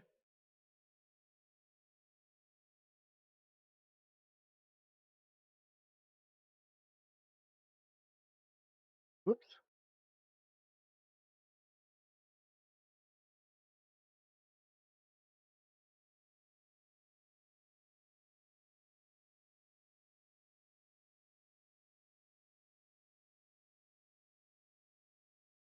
So yeah, Iron Dragon is back up on the line and running, ready to go. Didn't take me very long, but once I had popped the bottom panel open on it, I quickly realized what the issue was. Was able to get into the printer and into the CB1, get everything updated and over, and I did update my config file to make note that it's a Raspberry Pi sled, or yeah, a Big Tree Tech Pi sled with a CB1. So that will definitely help me understand uh, which firmware I will be, or password and user ID. So before I do anything else, since we're starting to run short on time, I want to go ahead and make the best use of time. So I'm going to scroll through here because I know I'm going to have to do some more M3 somewhere down here. And I thought, yes. So my four bases here need an M3 heat set in them. So I want to do these while I have the M3 out here. And then we'll let this cool. And as it cools, we'll start working through the rest of the build. And because we'll need to switch over for M4s for the feet, but we'll do those at another time. Because like I said, I think I will have to call the stream before getting 100% of the way through the frame manuals.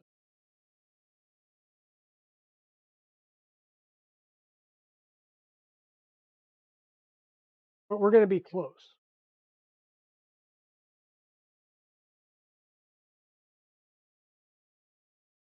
Close enough that the next, like within 5 minutes of actually starting build on the next stream, we'll be done with the be moving. Either that or maybe maybe we'll sneak a little bit over. I'm trying to give myself some grace period to make sure I get to my appointment because I have to drive to the next town to get. Whoops.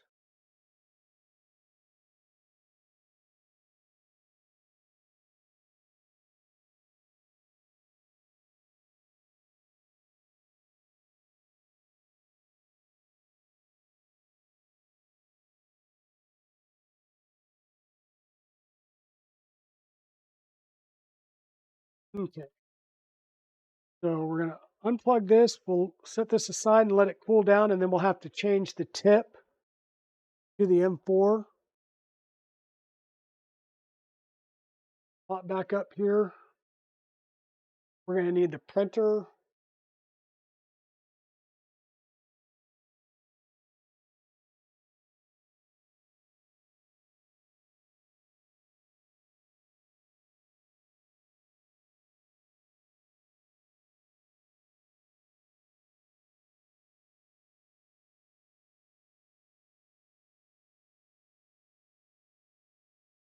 Let me move some parts out of the way.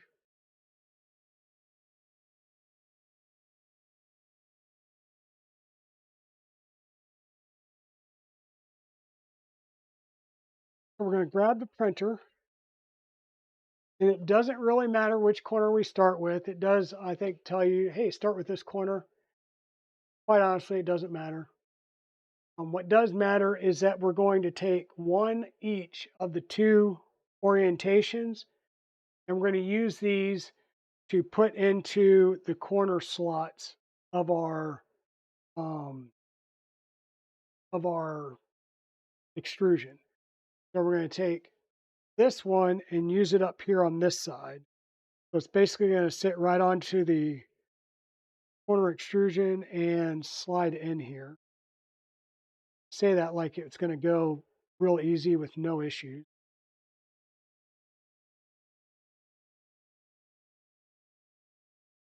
And yeah, it's going to be a hard no. So we're going to have to play and fiddle with these. There we go.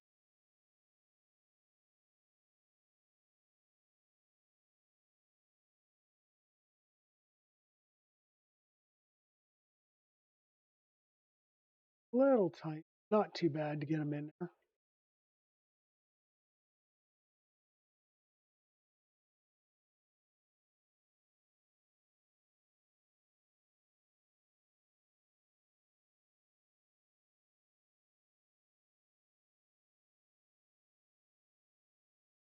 And so the issue here may just be the heat set itself caused a little bit of expansion, or it could just be I have a little bit of expansion.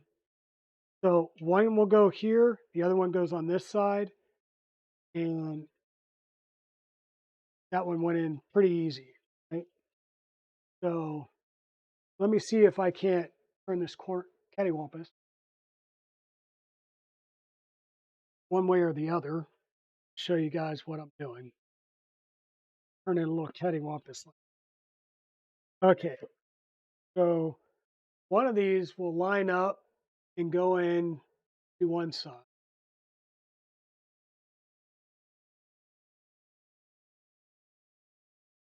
The other one will line up and go into the other side. That, okay? Now we're going to take one of our corners and we've got our tabs. These tabs are going to line up here. So this corner is going to plot down, lining up on those tabs. See? See? Fine. And then what we're going to do is do M3 screws through here, which are going to tighten these tabs up and lock this corner into place.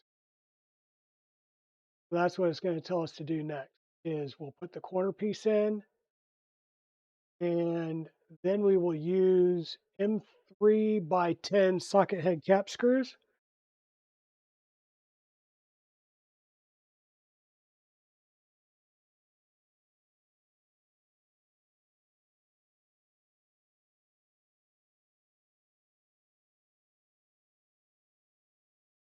close.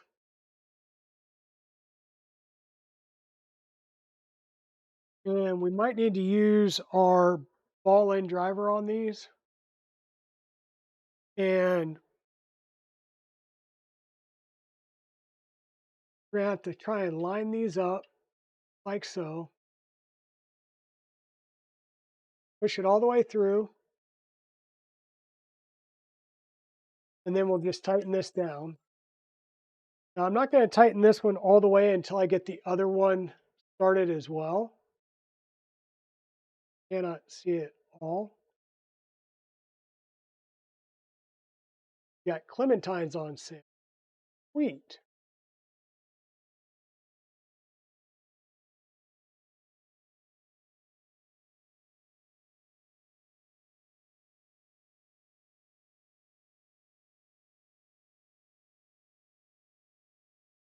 Well,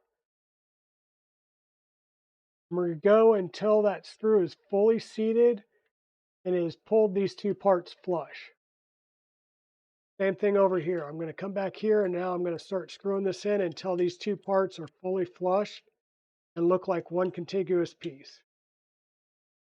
And that's the first corner in. Then we'll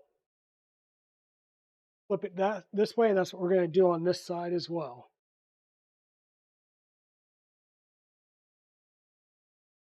This kind of gives you a little bit better view of what we're doing. So we're lining our tabs up and slotting this piece down, let pop in, and then we'll run our N3 by 10 screws in each side.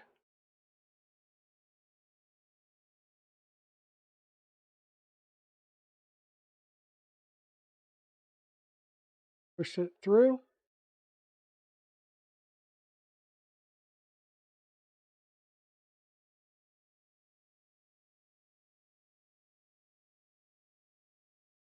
And this would be where, if need be, you would need to ream out your part to make sure all your holes were reamed out ahead of time. It's part of your preparation steps.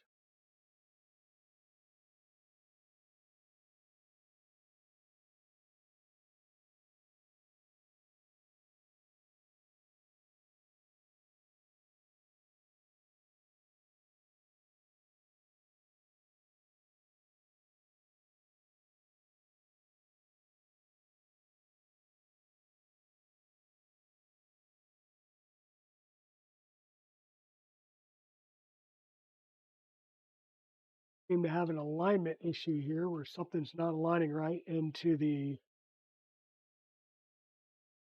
M3 heat set on this side.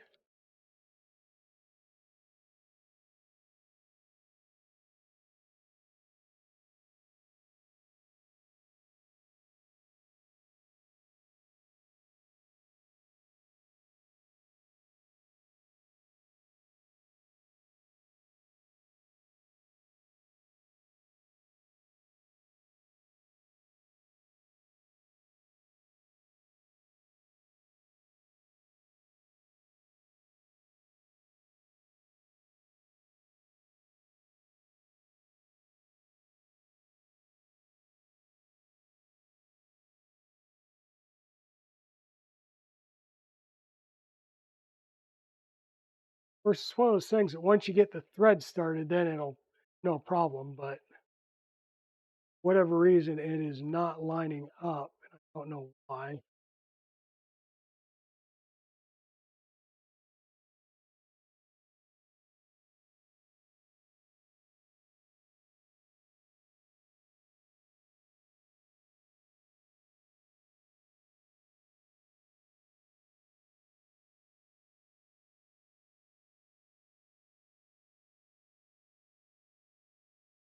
Hmm. I'll take a look at this one in a second. Not sure if it's printed corner or this part that's not lining up.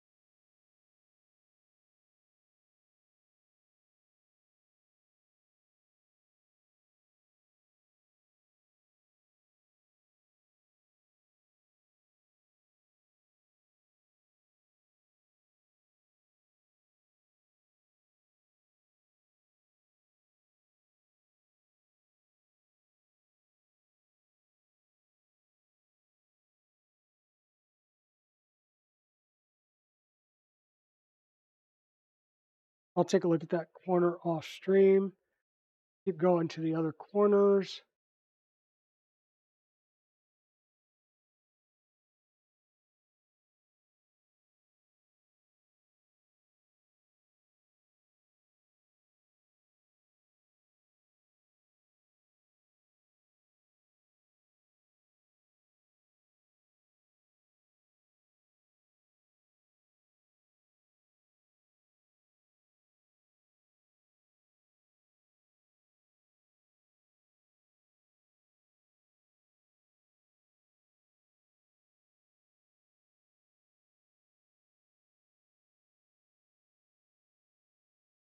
It's similar in all four corners. You line up your screw, push through the hole, and you start screwing it into that little locking that we did. Keep screwing it down until it pulls everything tight, and once everything's nice and tight, good.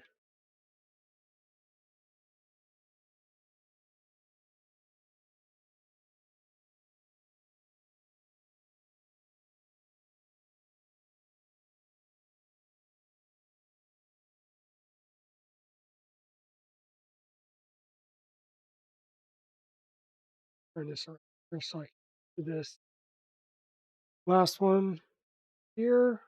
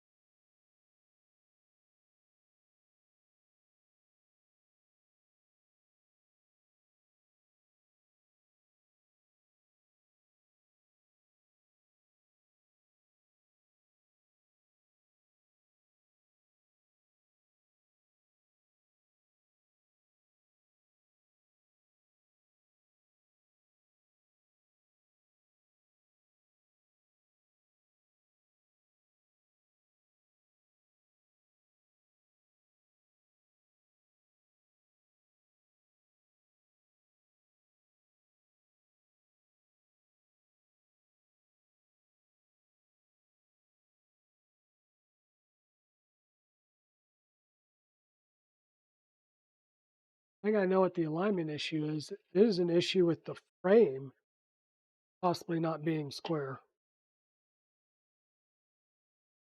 Either that or it's this printed part itself, one of the two. So let me try the other printed part. If it was just the something in this one printed part, or if the frame itself may be skewed because it's opposite corners that I'm having some issues with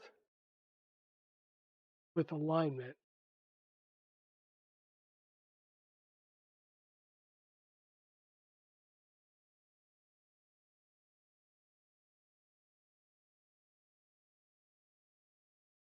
Something may have went skewed or wonky.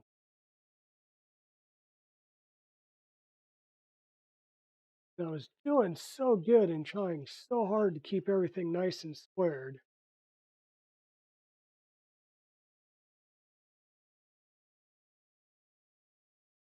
And I'm thinking that something is not.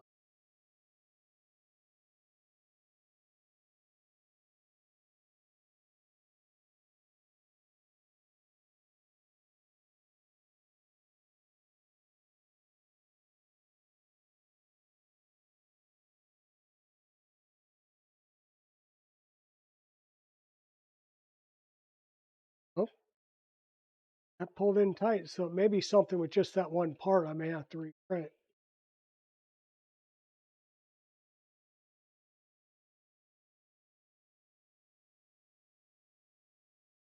Let's see. Let's see.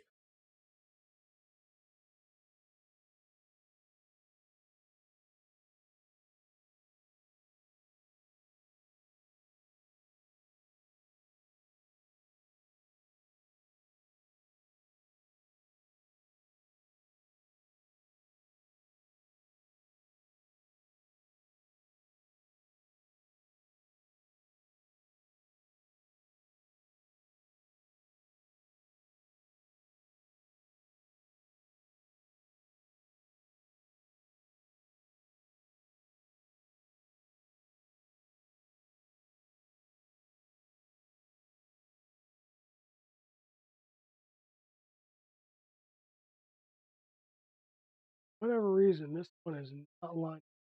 Don't know why. I will have to take a look at this corner.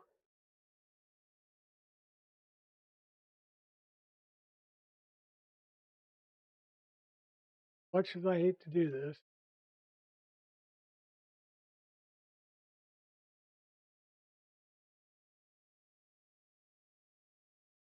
strain in that corner.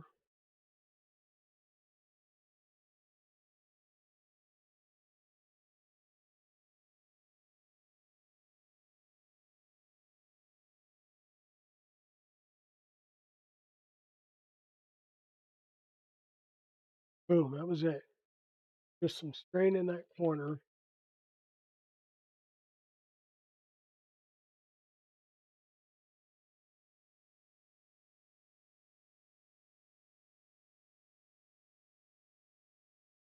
Just like that, these are locked.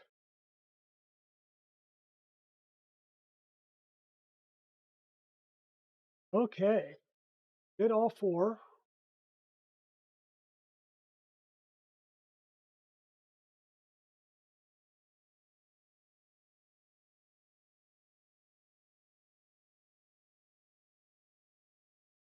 We got these four parts, and we did the heat set inserts into them. Now we need to locate our feet, and we need to add, these are the M4 heat set inserts. That down there. Grab my bag of goodies, and we'll need our M4 tip.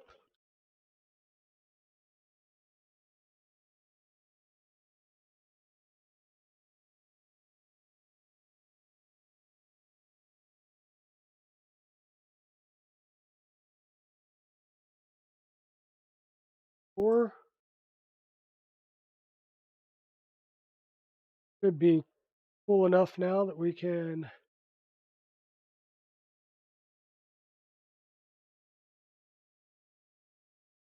M3 off or M4 on.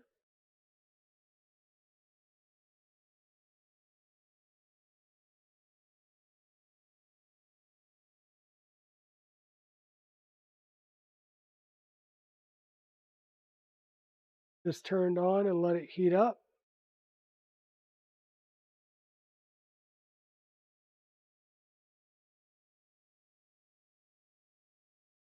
Now you'll notice that we need 2 on each, we'll say side. So meaning we're going to need 2 to go in this way and 2 to go in this way. So we'll get our heat set aligned, and be careful because this does change direction, or not change direction, but it does slope outward. So make sure that you get something underneath it to keep your heat set straight up and down.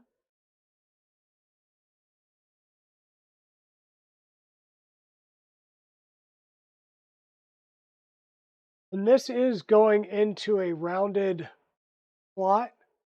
So the edges will be countersunk, but you want it just so that the front edge is flat, or the front edge, the center edge is flat in that spot.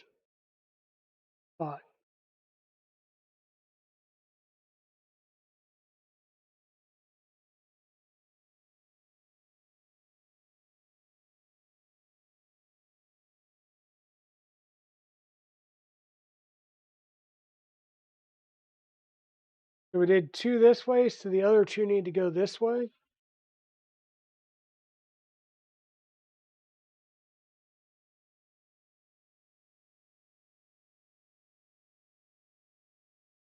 Make sure you take your time and get these oriented right, because if you don't, and you put them all 4 in the same way, in the best circumstance, you're able to pull them out and reposition them. In the worst circumstance, you may be reprinting a part. And these are not quick prints because of the size and the amount of infill, depending on which material you're using.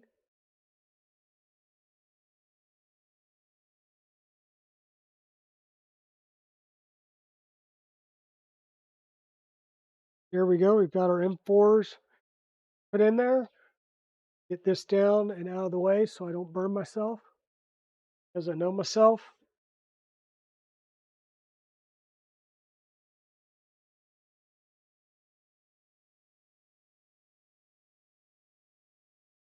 Little loops, yeah, little loops.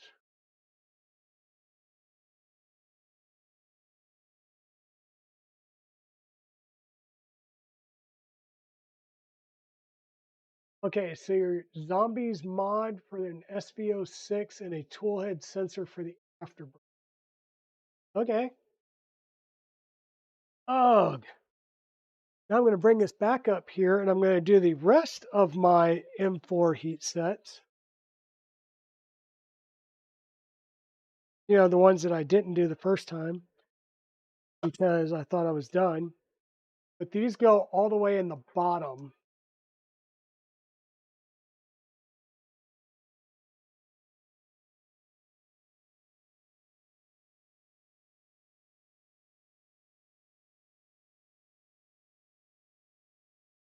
So in the center and the very bottom of this.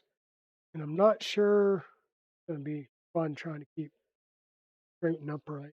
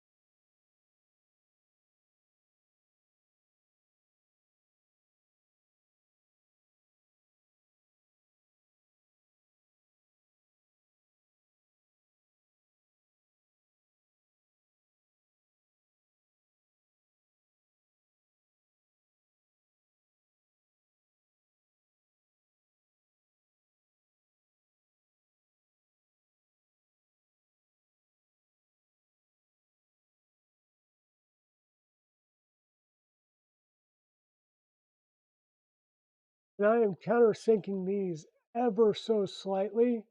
And then I'm going to rub them down on the bottom there just to burnish off any little bit of the plastic that protrudes proud. And that will ensure that I still get a nice good foot there.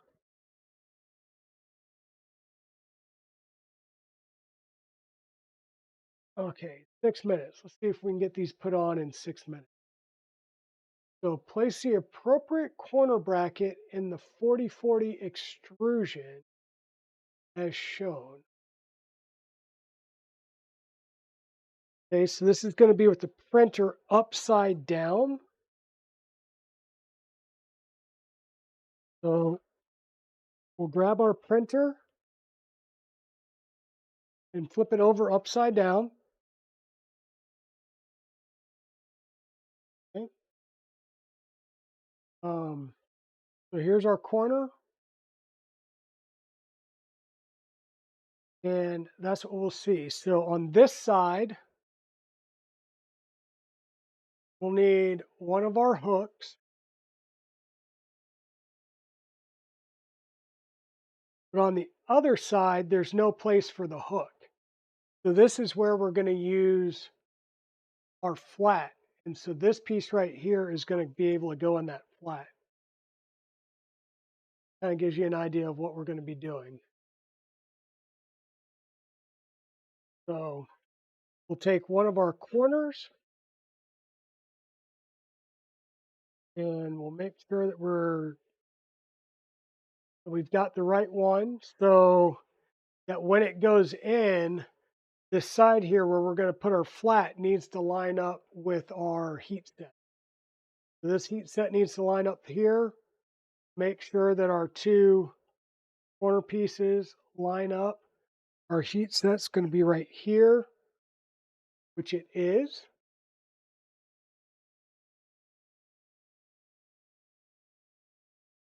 We're going to use an M3 by 10 to tighten it this way.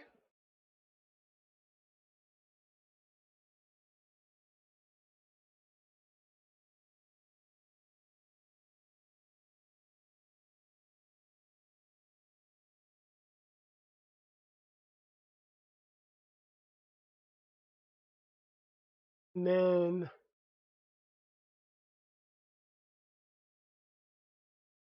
the other direction, we're going to place this so that M4 goes right through the center hole. And our heat set on this is aligned to this front edge. That's going to allow us to put another M3 by 10 this way. Grab some more M3 by 10s.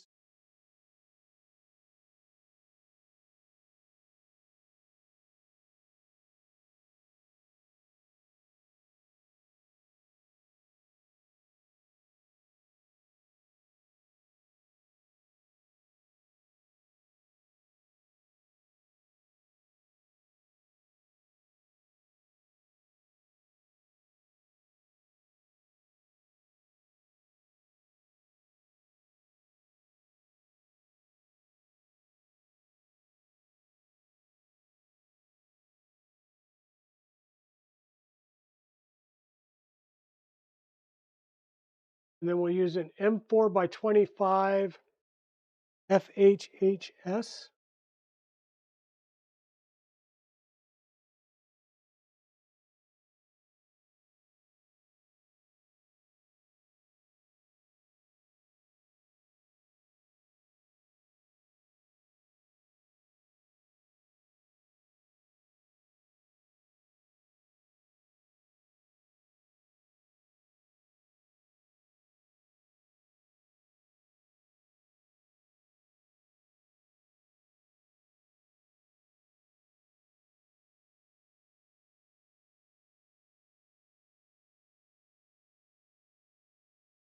That's going to come in this way.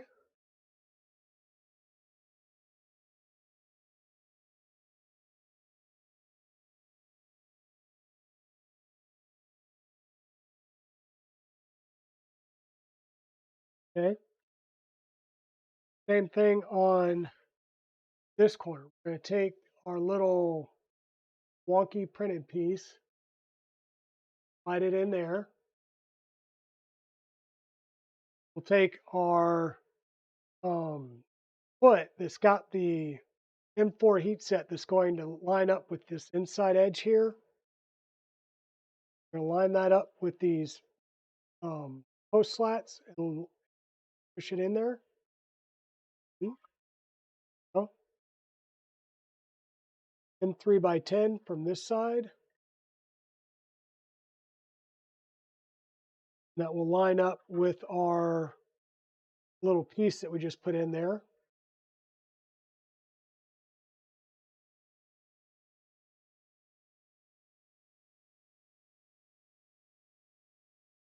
Screw that in until it's nice and tight. Yep. And my alarms are going off, so Alexa, stop. And we're going to grab our foot with our M3 here. This is going to line up with this front edge hole. This goes in the hole of the metal bracket. We'll push that in. Bring our M3 by 10 from this front side.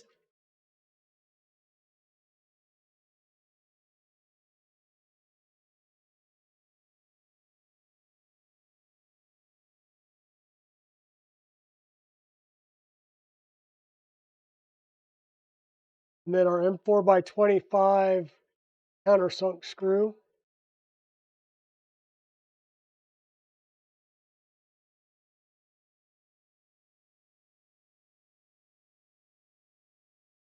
Just like that.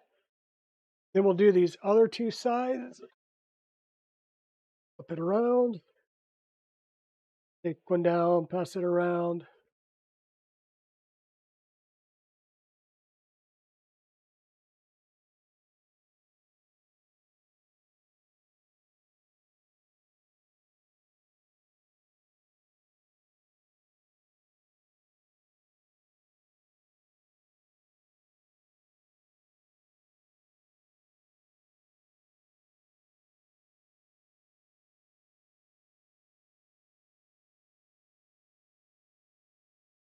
We got some of the PLA plastic from one of the end caps stuck in, trying to dig that out.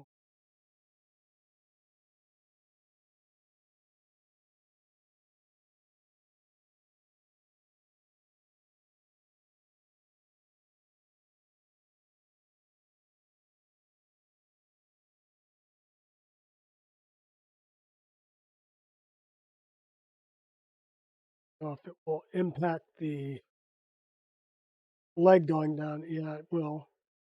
Have that leg going down in there. Dig that out. Other. I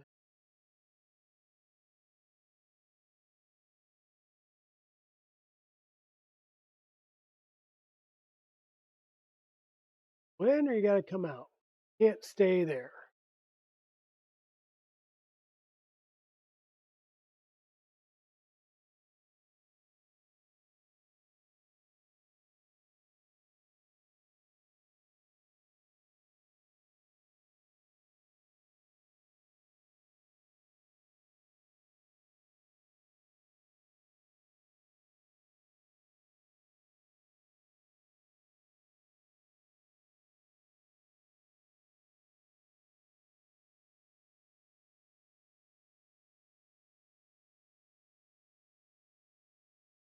Yeah, you can't.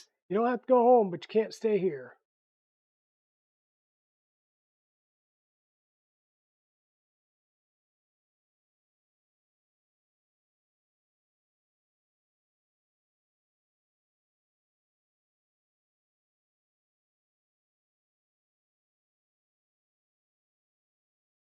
Hmm.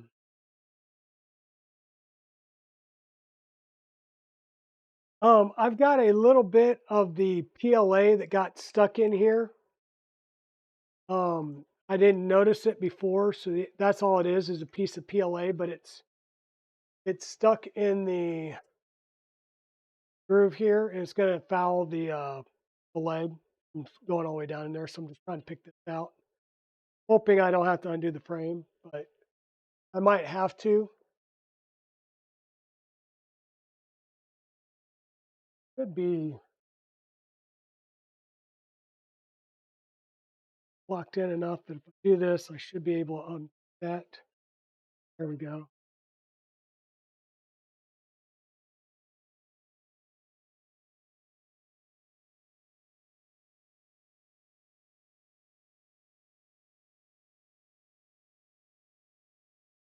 You didn't see that.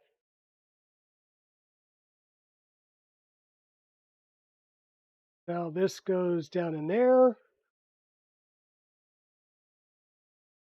And 3x10 will go this way.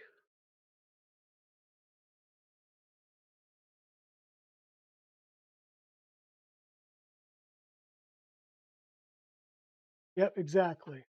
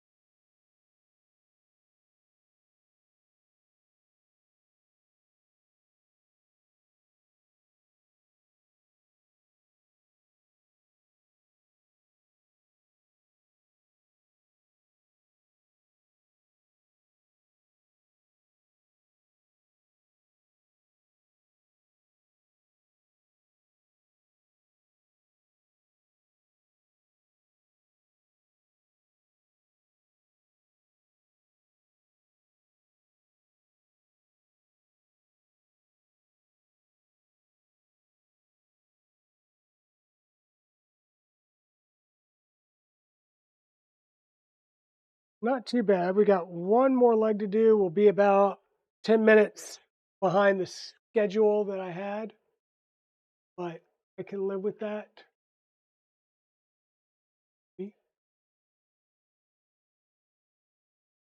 One goes in.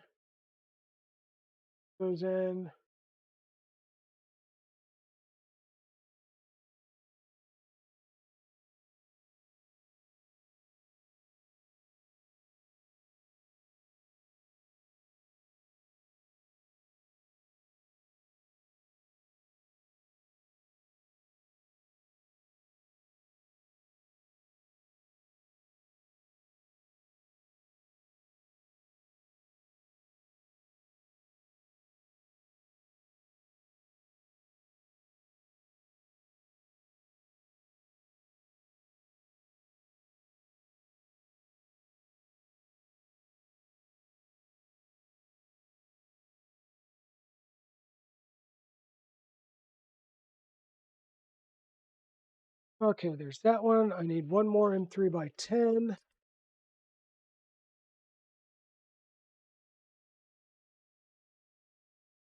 This piece.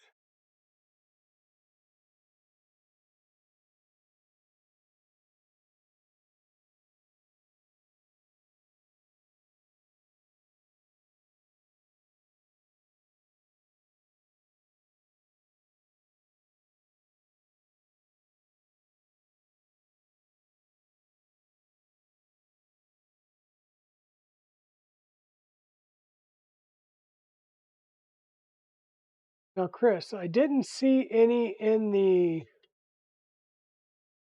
frame guide, and I didn't see any call out anywhere else.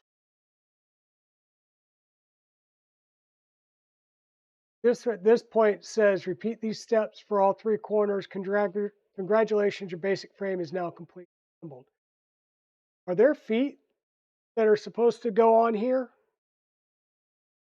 Because I don't remember, I didn't notice anything like in the box, and I didn't see a print for any printed TPU feet.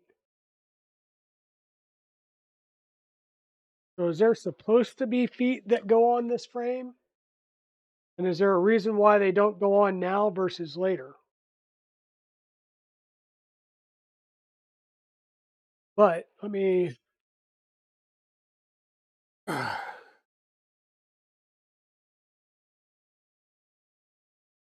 Oh, you will print them as your first black box print. Okay. So we're going to make the black box extra heavy and then print feet and then flip the whole thing over to put feet on it with water in it. I may have to read ahead and find those prints. But here is the black box frame. So that out. So here's our black box frame. This is everything done in the frame section. So we've got our front two Z rails, our rear Z rail, our two Y rails. We'll obviously do a gantry at some point with the last rail.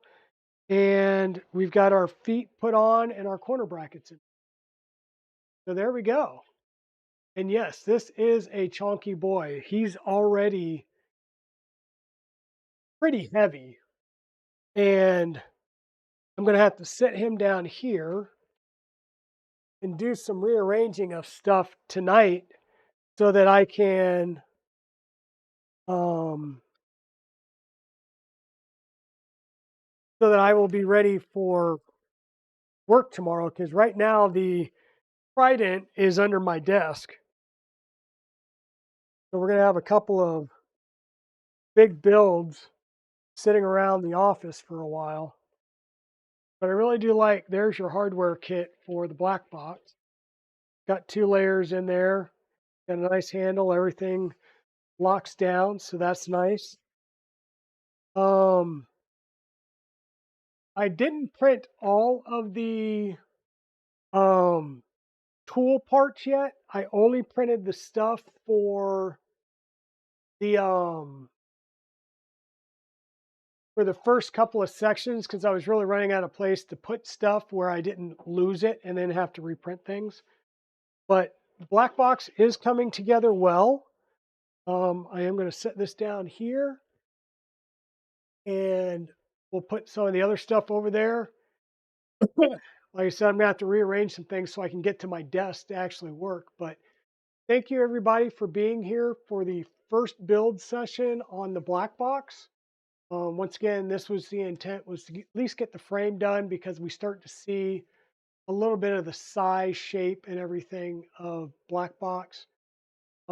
It's not too bad. I mean, that was 4 hours, but 4 hours of some talking and stuff. So we probably could have got the frame done in 2-ish hours if it was just one of us and just going for it.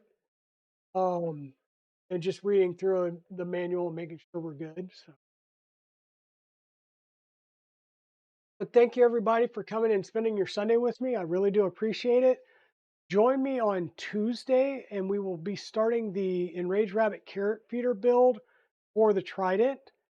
So we'll start putting that together on Tuesday and Thursday. Oh, no problem, Chris. Not a problem. And once again, Blackbox will be our Saturday build streams.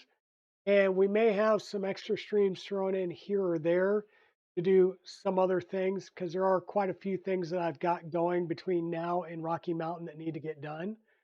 So I'm going to try and do as much as I can on the stream versus off for all that stuff.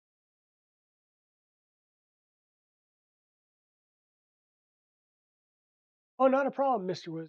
In fact, I wanted to do the heat sets on the stream because there's so many different well, I don't want to say there's so many different types, but I wanted to just make the point of do your N3s. While you've got your N3 tip, go through the rest of that section and do any other N3s that you have to do. Then let it cool because that way, one, the first things that you did should now be hopefully cooled off and able to go on the printer. But two, while you're putting stuff on the printer, your iron's cooling down so you can swap the tip out for M4s. And I will tell you that last night I went through and reviewed that section's manual. So before you go in, do the build of the next section, read that section once or twice. Really going to save you time as you're actually. So thanks everybody. Like I said, I need to bang out of here so I can reconfigure the Dragon Den slightly before I need to hit the road and head out of town because I do have a 5 o'clock appointment. So thanks everybody. And we will see you Tuesday for the Enraged Rabbit carrot feeder build. Thanks. Well, let me see if I'm like, hey, it's Sunday. I don't raid into anybody. Let me see if anybody's on that we can raid into. And Chris, are you going to be streaming tonight? Just thought I'd ask because I know that you do stream. Sundays would have been one of your normal stream night. We have Free Heathen on doing was it Whip It Sundays, I think. We've got Ugly Move playing Paul World, Astro Canuck. Looks like maybe some Lego build stuff. Him for the Days on. Looks like she's chatting with somebody right now. Yeah, not a problem, Chris. I just didn't know if you were, because if you were, I would definitely want to let people know you would be. I don't know, Tim for the Day or Free Heathen? Where would you guys like to go to? There's a part of me that feels like I need to go to Free Heathen because I know I tromped on him with this extra stream today.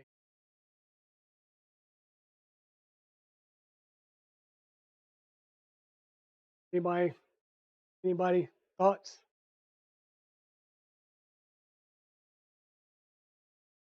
My choice.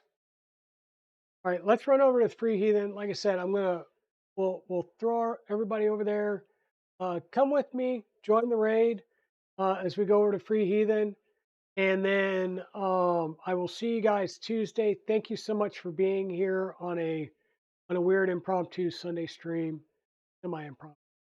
And we will continue the Blackbox build on Saturday and the Enraged Rabbit Carrot Feeder build on Tuesday. Thanks all, and let me get this raid started.